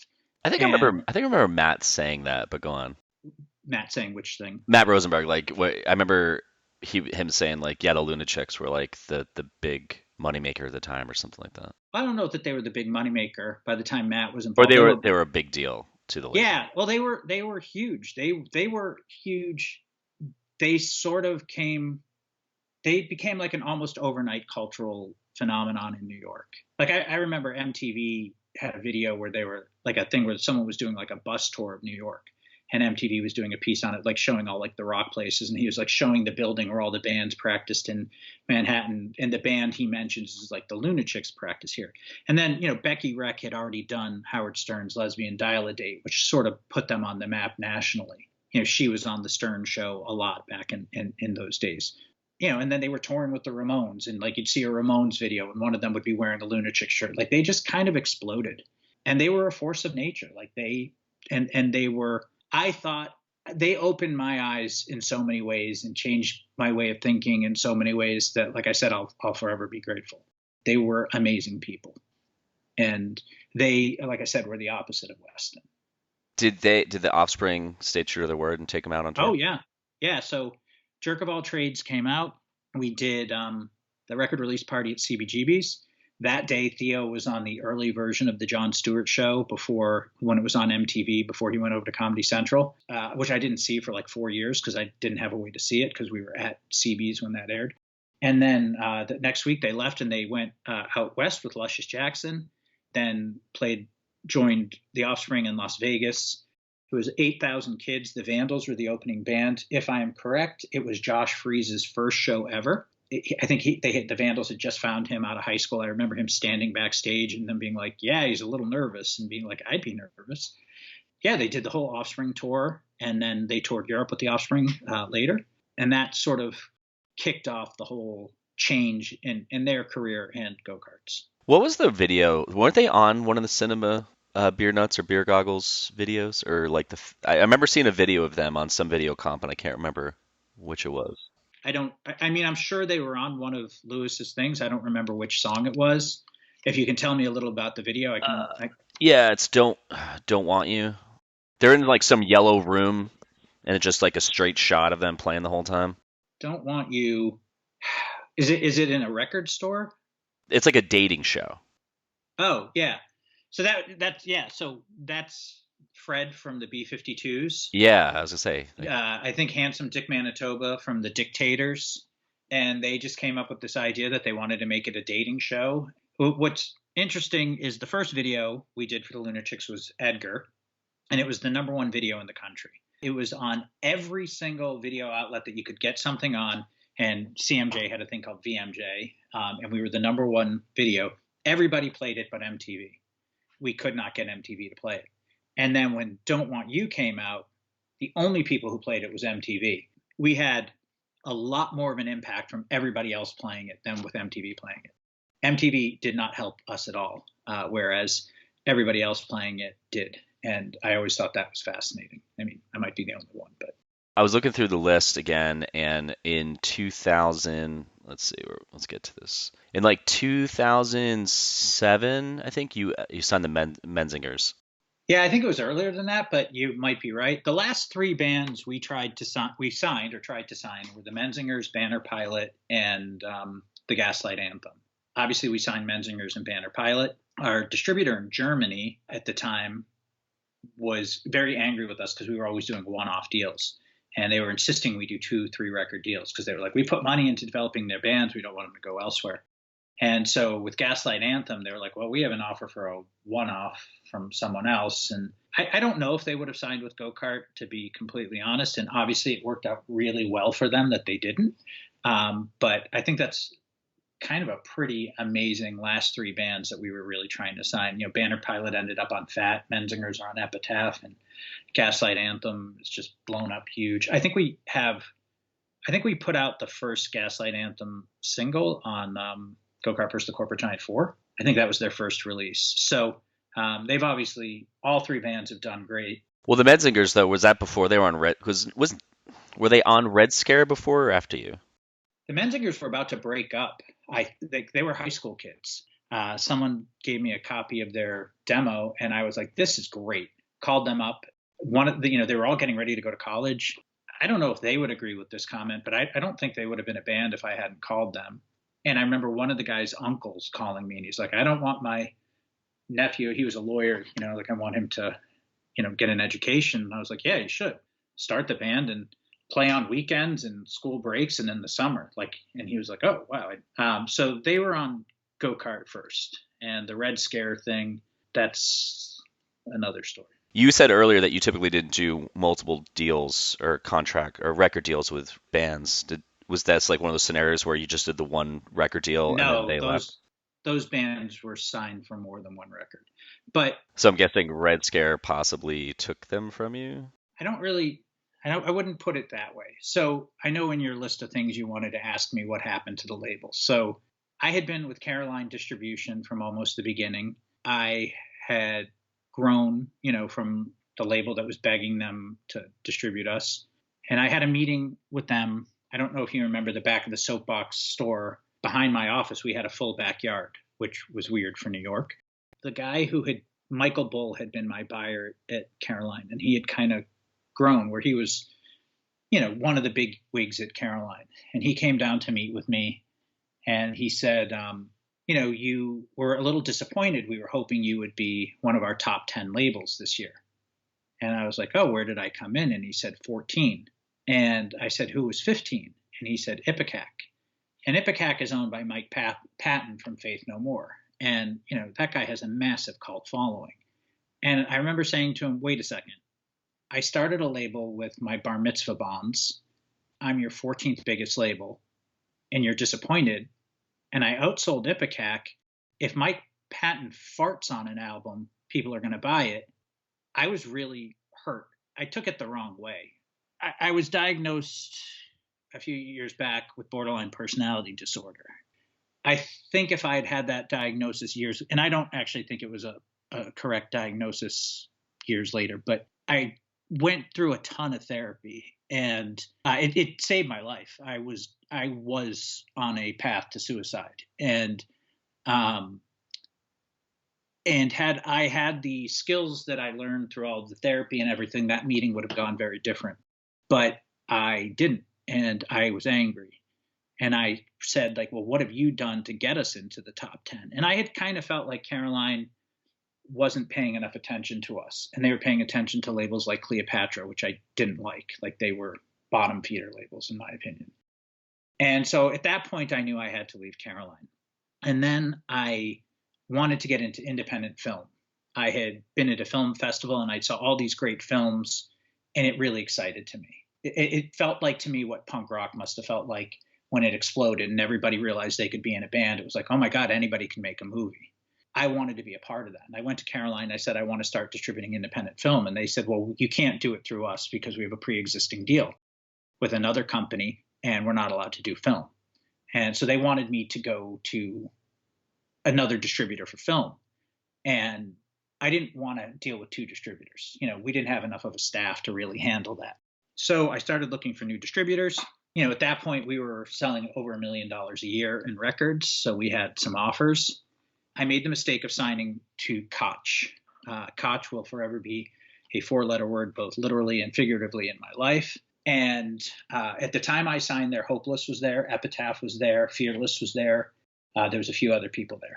It was the biggest mistake I have made in my life, or one of the biggest. I asked Lewis from Hopeless how his experience was, and he was like, it's not bad.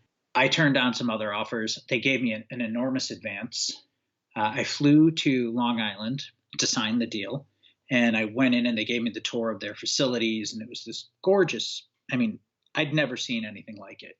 They had this thing, I think it was called Mozart, which was their system that would scan every order 6 times to make sure it was correct, and it was like state-of-the-art everything. And Epitaph was there, and I was kind of scared because I didn't want to be where Epitaph was, because Epitaph is, the 800-pound gorilla. Everyone's going to pay attention to them. And they're like, no, we can do this. And I went into a room. After I got the tour, I went into a room, this like meeting room with like a U-shaped table, and there's like 10 people there, and they're all sitting there saying to me all this stuff like, oh, we're really excited to have you here. And I'd given them some of the films we were getting ready to release. And I signed the contract. They hand me, the first half of my advance. And everybody leaves, and my rep is there. And my rep was this guy named Dan. The door shuts, and he says to me, he's supposed to show me their computer back end and kind of give me some more of a tour. He says, look, I'm a big fan of your label. And I laughed. I said, I'm not even a big fan of my label. He's like, no. He said, I love Two Man Advantage, and I love the Lunachicks. And He's like, and I will work my ass off for you. And I'm like, wow. He said, but I need you to make me a promise. And I said, what's that? And he said, when you get your first statement, I want you to do everything you can to wait 10 minutes to calm down before you call me. And I just sat there like, what?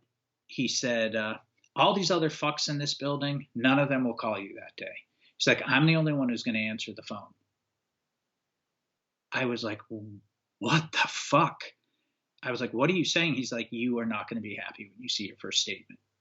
You know, when they say the ink is not yet dry, I mean, literally, the ink is probably not yet dry on that check. I didn't know what to do. I rarely called my parents for advice. And I went outside and called my dad. I'm like, I don't know what to do. And my dad was like, well, can you turn it down? I'm like, I don't know. I remember thinking, okay, it can't be that bad.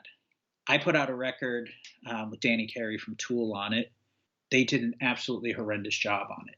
I wrote an email, and this is before I got my first statement, and I wrote an email being like, I don't understand why we didn't ship. You know, they were going to ship 60,000 copies. I think we shipped 5. The day I sent that in is the day Epitaph sent their letter saying they were leaving Koch. You'd asked me earlier if I talked to other labels. I called Epitaph. I didn't realize I knew the then president of Epitaph. I had worked with him on a bunch of the tours we had done, like with NoFX and Rancid and The Offspring and all that. And he took my phone call and he said, I wish you had called me. The biggest mistake Epitaph ever made was signing to Koch. I'm like, oh God, I'm in fucking trouble. I got my first statement and I lost my mind. There was chargebacks that made no sense. I had never seen anything like this. I realized I was in a lot of fucking trouble. I had been $1 million company for a few years. When I was going to Koch, they were saying, whoa, your return levels are so low. We should be shipping more. And they were promising me the world. My first year there, my net was less than $200,000. My second year there, my net was 76 cents. They destroyed me. They destroyed my label. They destroyed my life. I would call them. I went from having an office in Brooklyn, LA, and in Europe to having to let everybody go. I'd moved out to LA. I was in an apartment in LA alone working and I'd always battled depression and I'd always had these sort of demons and shit that were there, but like everything hit me. I did not know what to do. And bands would call me, filmmakers would call me. At first I was kind of in shock. And that's kind of how I was like, I can solve this. I can figure this out. And then the reality hit me that like, there was nothing I could do. I couldn't pay royalties. I couldn't pay staff. I couldn't even pay myself. So I started calling people and some people were nice and some people just started yelling at me, which, you know, I didn't know how to handle that. And what's interesting with filmmakers is they would all call Koch. And they would say, Greg is saying you're doing this, this, and this. None of the bands would ever have done that, but the filmmakers did. And some of the filmmakers would call me back and say, okay, well, I'm taking the movie away from you and I'm going to give the movie to Koch. And I'd be like, you don't understand. They're going to fuck you. And they didn't believe me. And much like Weston with the managers in the past, they would all call me back a year later and say something to me like, wow, we fucked up. Trauma, who I don't know if you remember, I did the soundtrack to Trauma's Terror Firmer, which was a terrible experience. Yeah, they're the Swamp Thing company. No, Toxic Avenger. Toxic Avenger. Yeah. Okay. So, a very successful, very wealthy independent film studio, not fun to work with, but I called them because I heard a friend of mine was working there and he was like, hey, he said, you're at Koch. What do you think? I'm like, don't do this. I called Lloyd, who I do not like. Lloyd Kaufman from Trauma was a horrible human being to work on a project with. I said, they're going to fuck you. Oh, Greg, you don't know what you're talking about. We're a big deal and you're a little shit label. I'm like, okay, everything you're saying is correct, but they're going to fuck you. And 6 months later, they called me and asked me if I would join a class action lawsuit that they were planning against Koch. Michael Koch, who owned the company, was planning to sell it, and he was just trying to increase billing as much as he could. And he sold it, I think, for $87 million to Entertainment One in Canada. I lost the rights to almost all of my records, like Anti-Flag. I had films that were doing very well. I lost all of it. And eventually they violated the terms of my contract. They fucked up. They did a couple things that put them in legal jeopardy. And then they wanted to sign a label that Dave Stein represented. And Dave had been my attorney, who I mentioned before. He was actually like in my wedding party. And Dave was like, why would I let anybody work with you after what's going on with Go-Kart? And I was immediately dropped. It was like, I got this phone call. They said, you have 30 days to get your shit out of here. At that point, I had lost everything. And I couldn't go back to the old distributors because I didn't have the big records. And so I called Jordan and Veek at Revelation. I said, in all the years of running my company, the only people I've never had to call about a check is Revelation. If you want my catalog, it's yours. I shipped everything to them, tried to salvage what I could, but there was nothing to salvage. So the Menzingers, who I've never spoken to them about this or anybody, start calling me while this is going on. And their deal was that they could do EPs with other people, but they just had to tell me. And I found out that they were doing an EP with Red Scare and they hadn't told me. So when they called me, I was angry and depressed. And I mean, I was at a point where I was planning suicide, to kill myself. I didn't think there was anything else I could do.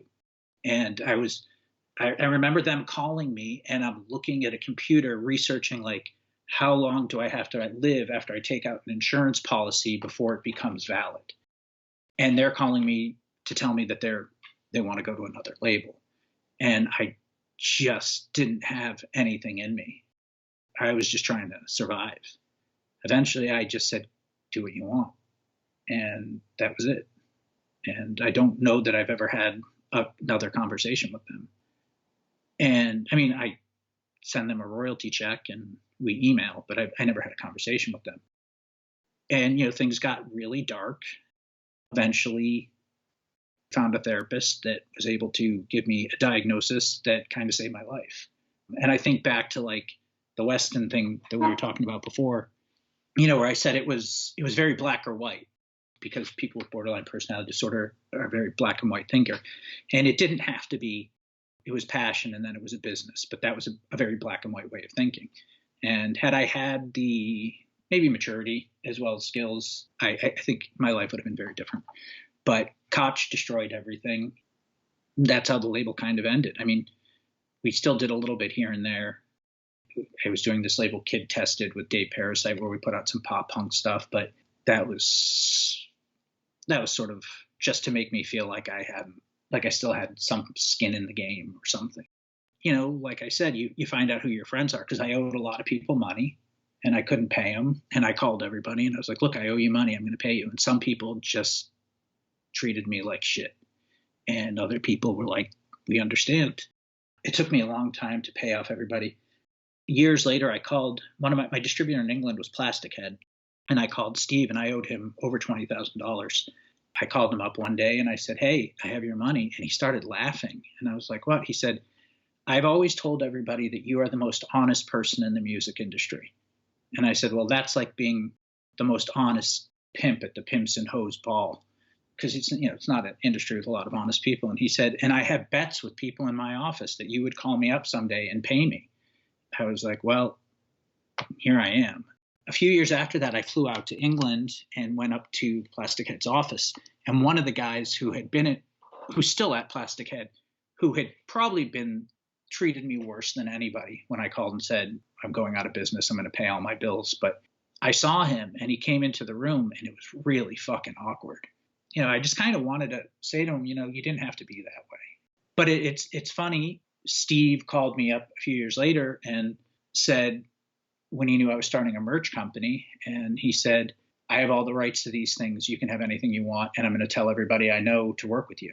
He basically gave me a merch company, because all these companies in England were like, yeah, we've heard good things about you. What do you want? And, you know, so suddenly, like, much like you were saying, talking to Chuck from Weston, it's like I'm doing Morrissey's merch in America, which is kind of a weird thing. But as a kid who, you know, life heard the Smiths and like my life changed that day, you know, like I'm working with Morrissey. So it's like, you know, so there were some good people and there were some people that weren't so good. That's how the Menzingers went to Red Scare. And, you know, I think they've done great. I've met the Menzingers once at a Wegmans grocery store in Binghamton. Binghamton, New York? Yeah, I was living in LA and I flew home and I said to them, let's meet up. And we found a place halfway and we went and had pizza at a Wegmans grocery store. That was the only time I've ever met them. That was after they were on the label or before they No, were on the this was label? before. This is when I was trying to sign them. Yeah. How does Weston come in as what took the label down? If Koch was the real. Weston didn't take the label down. Like I said, the label got so much bigger after Weston. Well, you said it destroyed the label. Destroyed my love. It went from something that I loved and something that I enjoyed. Like I said, I don't feel like I was part of a scene, but I felt like I was part of something. Like I felt like it was more than a business. After Weston, it was a business. It was no longer, I started Go-Kart. I wanted to change the world. Like that's what I thought my label would do. I thought music could change the world. I still bought into that idea that the bands of the 60s had changed things, which I don't actually believe anymore. I think they were just a nice soundtrack. But I thought if I put out records with meanings and all this, that we were going to make a difference in the world. And that's which sounds stupid, but that was my goal. And I still was that wide-eyed, optimistic sort of kid up until that. And after that, it was sort of like, okay, this is a business. I have a staff I need to pay. Whereas I had a relationship with the Lunachicks where I felt like they were my family. With Weston, I realized that's not that was that the relationship with the Lunachicks was abnormal, and that the normal thing was that this is a business. I mean, you were in a band. There was a part where you felt like, I'm sure, hey, we're all in this together, and then you realize, no, we're not. Everybody's kind of out for themselves. Yeah, it took me a long time to realize that, where the band is really my first business partnership, where if you don't have that it's like a relationship, man. If you don't have that long conversation at the beginning with who you're partnered up with and see that you're going in the same direction, like it's eventually just going to collapse. And that's just within the band. Now think about all the other bands and the venues and everybody you're working with and the labels. I mean, that sort of, hey, we're all in this together. This is a scene. It's the DIY punk world. We all got to stick together. That sort of naive optimism after Weston was gone. And it was, I have a business to run. And the whole idea of like, this is a scene and all that, not really. And it went from like going to work 7 days a week and feeling like I don't mind going to work 7 days a week because I'm doing something that's important and that I love, to being like, I don't want to go into work at all. It was horrible working with them. I feel like this just to know what's going on behind the scenes or know how the sausage is made just really, with some people have stories that didn't end like that badly, and then there's their story. It's like I feel like anyone who doesn't know that is better off. like back then, if like we knew all this stuff, we'd be like, fuck this shit, man. I had a band I won't name who I have probably loved longer than any other band. If you ask me my holy trinity of bands, they would be in it. There's 5 bands in my holy trinity because I'm Jewish and I don't get the whole concept, but nonetheless, they're in my holy trinity of bands. I have literally been listening to them since I was 9 years old. I had an opportunity to interview their manager for a project I was working on, not about this band, but about some other thing he had been involved with. And I kept bringing up how much I loved this band. At some point, he kind of looked at me and he said, okay, do you want to talk about them? And I said, yeah. He said, turn off the camera. And so we turned off the camera and he went on to tell me his experience with them. I couldn't listen to them for 3 years. And this was a band that I used to say, like, I could listen to the singer sing the phone book and I'd be happy. It just destroyed me. Eventually, I realized, well, I just heard one person's side and I don't know what's true and I don't know what's not true, and kind of found a loophole to go back to being able to listen to them. But as you said, once you don't meet your heroes, because a lot of the times they're going to let you down because they're just humans, and I've had opportunities to meet almost every band that I loved growing up. And there are some that I don't want to. I want to keep them on pedestals. Like Morrissey, there was tons of times before he became what he is now, which is more right wing, it seems like. But I never wanted to meet him because I knew it would just be disappointing. And then I've had the opposite experience. As a kid who loves Rush, I work with Alex Lifeson now. And like everything with him has just been like amazing. I hung up the phone for my first call with Alex and I was like, I was literally skipping around my office. Like, I can't believe that just happened. Have you like when you see labels like Epitaph and Hopeless that are still going on, do you kind of just go like, how did you guys skate by not having shit go like bad? I don't think that's what I ask myself. I think I kind of feel like when you first asked me to do this, I see go-kart as a failure. Like I had everything going. I had an opportunity. I had built something. And through my own, a lot of things, including my own ego and arrogance and whatever, and some bad luck, I lost it all. And so it's hard for me to talk about because I blame myself. So I don't look at other people and ask, like, how did you do it? Because they didn't fuck it up like I did. I'm trying to get a better balance in my life of being like, okay, my life is, it's not that black and white. I think we ended up putting out something like 150 records between Go-Kart and some of the little labels we started. And I know we did things that like people like you really loved. So I don't look at something like those labels and say like, how did you do it? I just kind of, it sort of more reminds me of my failure. I think it's more. I think the way I wanted to phrase that better would be, do you look at them with kind of animosity, or do you have this yeah, do you look at them and think like just look poorly on like, oh fuck you guys, like you guys didn't have to go through this bullshit, or does that just not come up with you? No, because I'm sure they all went through their own bullshit. They may have just handled it better, or they. No, I mean, it kind of it's similar to what I said before. I wasn't in competition with any other labels other than that one. I don't begrudge anybody their success. I'm happy. I'm happy when I see people that were my friends be successful, or people that anybody being successful. I know how hard it was. Just at the time, I didn't realize how hard it was. You know, if I think I had known what I was getting myself into, I never would have done it. But you know, looking back, like it was what I did, what we accomplished was really hard. So like I have the utmost respect. Like I know you did a victory show and it was someone kind of, and I know Tony gets a lot of shit. You know, my experiences with Tony were never, other than the thing I told you about with Anti-Flag, which I actually did not surprise me. I never really, like I would watch his label get bigger and bigger, and I was like, I was impressed. I don't know that I agreed with all the things people, his business practices and some of the things that he did, because, and I don't know what's true and what's not, but you know, enough stuff comes out, you got to assume a lot of it's true. But I don't begrudge anybody their success. I don't begrudge any of the bands I worked with their success. Like the Menzingers thing that we talked about, like I want to be clear, like I don't blame them for what they did. You know, I was falling apart as a human being, and they were a band who wanted to make a career, and they, whether knowingly or somehow recognized like, hey, this isn't working.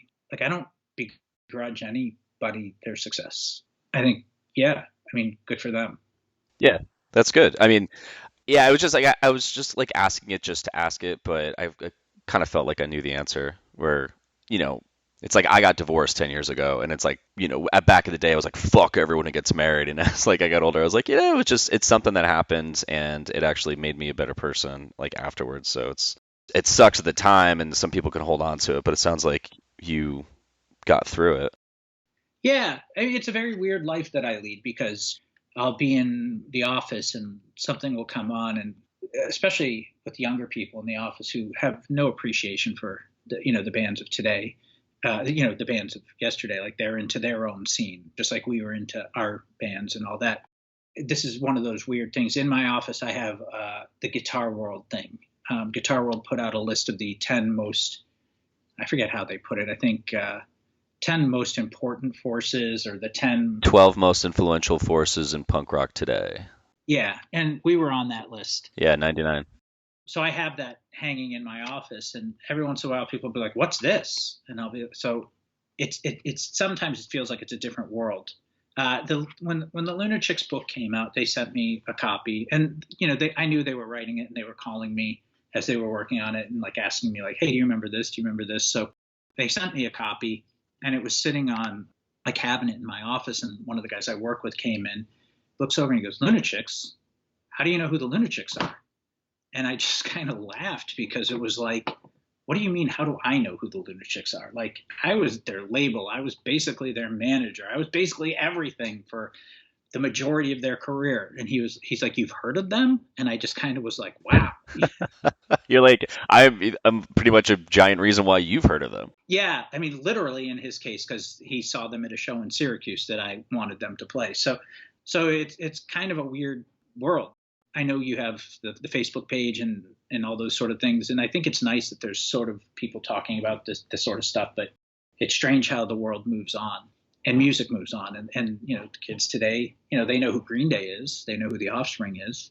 They know who some of the other bands are, but when you start getting into smaller bands, they just have no clue, and they shouldn't. Just like we didn't know all of the, you know, smaller bands that came before us, unless you were that guy who just needed to get into stuff like that. Yeah, I mean that's why I started the podcast. I wanted to put a spotlight on these bands that I just remembered, and there's all these stories that I wanted to know, and I've gotten the answers to these questions I've had when I was like 17 years old. You know, so and there's this pretty decent sized crowd that listens to this thing, and they love that time. And I'll like mention some bands to people. They're like, "Oh, this podcast." They're like, "Well, who you interview?" I'm like, "Oh, this band." They're like, "I have no idea who that is." And then I'll have like a one person. I'll be like, "Oh, Say Anything." They're like, "Oh, I love that band." But it's like one episode out of like 200. Where and I love that. I that's like my favorite part of this whole thing. Yeah, I can see how people, you know, if they heard one song and they just kind of got into it or something. The one difference going back to your Weston thing was like, for a long time, the scene, whether I felt like I was a part of it or not, it felt like there was something exciting, and it felt like there was something that was building. And we put out that Berserk record before Green Day exploded. Nirvana had exploded, but you know, they weren't considered punk in the same way that Green Day was. You know, I had been working on this label for a year and a half already by the time that happened. So it went from something that was like a niche sort of world, like I was saying, Flipside, Maximum Rock and Roll, Alternative Press, like, you know, there was some other zines, but it wasn't what it was. And then everything just exploded. We were sort of standing there, and while we weren't a major part of it, we kind of got caught up in some of that, where we had our bands out on the road with the huge bands and stuff like that. So it just felt like a very exciting, different time. And I think that's the one thing that I miss is that sort of like anything can happen kind of feeling that I just don't have anymore. Yeah, no, I totally get that. Do you miss playing shows? No, not at all. Do you miss, I went into a venue here in Syracuse, the Lost Horizon. I walked in and I was like, this feels familiar and horrible all at once. Well, it's kind of like with the playing shows thing. When you're younger, you just have more energy to do it and to show up to practice and play late and then drive to a show and wait to go on at whatever time it is at night. Now I'm 44, so my old band, like we played a show last year. We opened for Midtown in Jersey, and it was awesome. It was the biggest show we'd ever played. It was like 2,500 people in Jersey, and I was like, I'll do this like once, maybe. That opportunity is not gonna come back again. But I mean, we were practicing and all this shit, and I was like, this sucks, man. Like I fucking hate doing this. Yeah, I don't miss going to clubs, and there's parts of it I miss. But like I walked into the Lost Horizon and the beer smell hit me, and I went, oh God, it was transported back. And you know, I miss those magical musical moments. I mean, I still go to shows and I still go see bands I love, but it's not like, you know, where it used to be like I was in venues multiple times each week. You know, now it's more like, hey, let's go out, which is kind of sad and depressing in a way, but it's also life and reality. I hope I didn't bore you. No, not at all. This was great. I mean, it's sad to hear like how bad it really affected you, and I'm glad you got out of it, which is, you know, that's the silver lining on this. But I mean, this is so like. The whole time I'm sitting here, I'm just like, this is amazing. Like, this is crazy. I did not know any of this stuff was happening. Yeah, I guess. Well, you shouldn't have. And if I offended anybody, I apologize. I don't think so. I mean, who knows? I mean, it's just like some people out there that fucked you over where you're like, yeah, that person can fuck off. And it's like, that seems understandable. Yeah, I don't think I named most of those people. Yeah.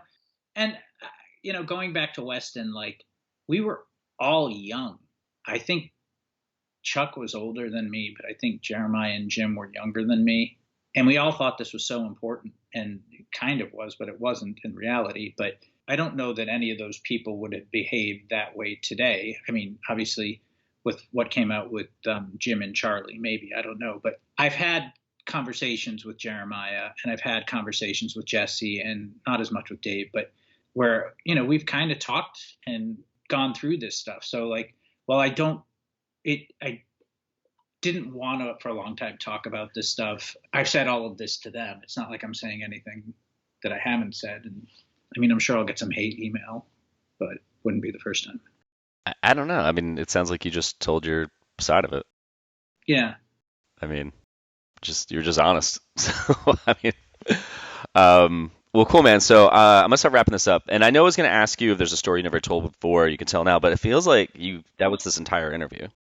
Yeah, I mean, I woke up this morning and I was trying to figure out if there was any. I mean, there's tons of stories that I haven't told and still haven't told, and I was like, well, what about this? What about this? What about this? I texted some people and I was like, I got to doing this interview, and I mean, there's so many. I can imagine. Yeah, and a lot of them are not as depressing as this turned out to be, and I apologize if it turned out depressing. No, a lot of them are like much more interesting or fascinating or fun or silly or stuff like that. But yeah, I mean, I don't know if there's one you want, if you want me to give you a quick one or you want to wrap it up. This has gone on much longer than I think either of us expected, but no, these are usually like about 2.5 hours, 3 hours sometimes. Oh, are they? Yeah. I know I listened to I listened to a few of them. I listened to one that I got really angry about, and I was like, oh, that person is not remembering things right. And I was like, oh, I just got to let it go. Yeah, I mean, it wasn't horrible. I mean, it was just, but like, I was listening to that and I'm like, that does not ring true to me at all. But I was like, ugh. There was things that would go on, like when I was on tour with Conflict and like Nazis, guys in Nazi shirts showed up. Like, it's a great story, but it's not like a quick story. Or I'll leave you with this. This is like, if you ask me for my greatest hit story, this is the one I lead with. So, okay. And I guess we can sort of end this on a positive note. And I know I sounded really not positive throughout, so I try to be a little bit more. So the Lunachicks were being asked to play this. It was the first ever major concert on the internet. It was supposed to be the first ever concert on the internet, but somebody in Australia did something like 2 weeks before. It was at Don Hills, which was on the west side of New York. I think the opening band was a band called Plastique, if I remember correct. I could have that wrong, but they toured on Lollapalooza. Then it was the Lunachicks, then it was Joan Jett, and then it was Debbie Harry and Chris Stein, not playing as Blondie, but playing Blondie songs. We get to Don Hills. I get there were you over there? Do you know where I'm talking about? No. It was a big venue on the west side, but there was no dressing room. So you go downstairs, and the Lunachicks were kind of off to the right as you came down on the stairs, and they were getting ready, and they had taken a bunch of beer cases and created like a little space where they could go behind and change and all that. And as you walk down the stairs, off into the left corner, Joan Jett was in the back warming up. And I had met Joan a couple times before that, but she was off in her own world, and I knew she wouldn't like remember me, so it wasn't, so I walked over and I was having a conversation with the Lunachicks. Theo and I were speaking. While we're speaking, Debbie Harry comes down the stairs, and she was friends with them.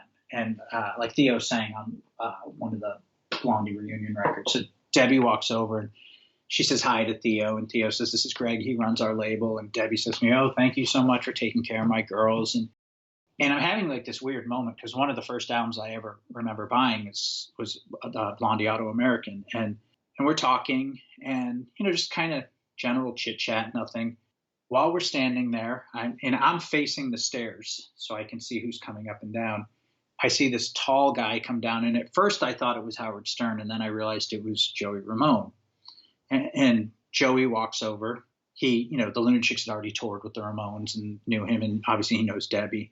And he walks over and he's like, "Hi, Theo. Hi, Debbie." And, he's talking. And Theo says, "This is Greg from Go-Kart." Joey at that point was managing a band and brought up this band that he was managing. And we're having this weird little conversation. And in the middle of this, like kind of like polite chit chat, Joey just kind of turns and he looks off over my shoulder to where Joan Jett is staring. And he just stops. Like if somebody was speaking, I don't remember who, but he just interrupts their sentence and he says, "Is this still going on? Is this still going on?" And I'm like, what the fuck's going on? And I am convinced, Jewish guilt, like, oh my God, what did I do? How did I just piss off Joey Ramone? Like, oh. And he's like, "This ends now. this ends now. And I'm like, I'm so confused. And he holds out this long arm, like to the left of me, and he points at Joan Jett in the back, and he says to Joan, Joan, come here now. And he like kind of beckons her with his finger. And she looks up, oh, hey, Joey. And, she goes back to her guitar, and he's like, no, Joan, come here now. And so I see Joan kind of take her guitar off, and she kind of shuffles over, like uncomfortably. Joan is standing next to me. Next to her is Joey Ramone, and next to him is Debbie Harry. And then Theo is next to Debbie. We're in the circle. And Joey says, this ends right now. I don't care who started it or what started it. It ends right now. Kiss and make up. You see Joan Jett and Debbie Harry kind of staring at each other in this like, who's going to go first type of move. And then finally Joan looks up and she goes, I'm sorry. And Debbie goes, I'm sorry. And they immediately embrace and they're hugging. I love you so much, Chew. Oh my God, we should do more shows together. I'm so happy we're doing this. Yes, I love you. And then they all just sort of walk away all at once. And I'm standing there with Theo and I'm like, what the fuck did we just see? And she's like, I don't know. And I said, I'm going to be telling this story for the rest of my life. Yeah. Well, I mean, but it's funny. It's like, that wasn't random back in those days for me. That was, I mean, having three people that would eventually end up in the Rock and Roll Hall of Fame and, three icons all together with Joey Ramone mediating some sort of silly little dispute but that was my life, like that wasn't random. That was like Wednesday. That might've been an extreme Wednesday. Do you miss that lifestyle? I don't know. I mean, I still am involved in the music industry. I have a merch company. I work with tons of bands and we work with TV shows. And so you kind of still have it a little bit. Yeah. I mean, in a different way. Yeah. So I don't miss it. I miss like as you were saying, like just such an absurd moment. Like I don't get that as much anymore. Like this sort of moment where you're like, I'm still that dorky kid who grew up in a suburb of Syracuse.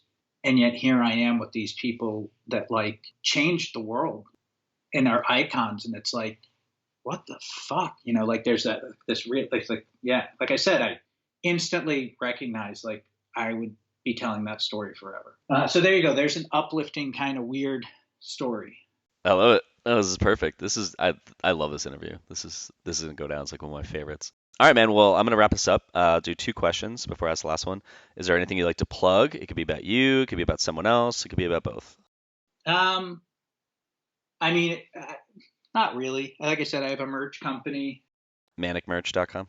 Well, that's kind of if you go to visionmerch.com, you can kind of see the people we work with. Somehow I have found myself in a strange life where I work with a lot of 80s new wave bands. So like I'll be having a phone call with the guys in Wang Chung and I'm like, how did I go from a basement with Joey Ramone and Debbie Harry to being like talking to Wang Chung about a reissue of Everybody Have Fun Tonight? That's all. Which is, I mean, I'm not trying to, I love those guys. They're fantastic. So like, I don't mean it to sound mean. It's just, it's a weird switch from like a guy who used to be like, yeah, I run a punk label. Fuck you, I'm on Vision Merch right now. All right. Last question. I don't know. I'm interested to see what you're going to say for the answer, what your answer is going to be for this. What scene ethics do you hold on to this day? I wish I had a list of what people thought scene ethics were, because I think everybody had their own list. I think at the end of the day, and I don't know that these are scene ethics, I try to treat people with respect. I try to treat people the way I would want to be treated. I don't tolerate homophobia, transphobia, any of those sort of things that like and I know those things are all somewhat a part of the scene at times, but like all that sort of stuff. I don't know if that's a real answer. No, a lot of people say that. I still kind of have that DIY attitude. I still play in bands. I still want to put out my own records. I still have that sort of, attitude, but I don't know that those were purely punk things. I think that was, I think at the end of the day, it's just, I try to, but I still have that also sort of that rebellious spirit, that sort of like wise ass fuck you spirit, which I don't know that falls into the ethics. I was never straight edge. I was never any of those other things. So I think it just comes down to treating people with respect and trying to empathize and sympathize with other people. and I don't know if those fall under scene ethics or if they just human being.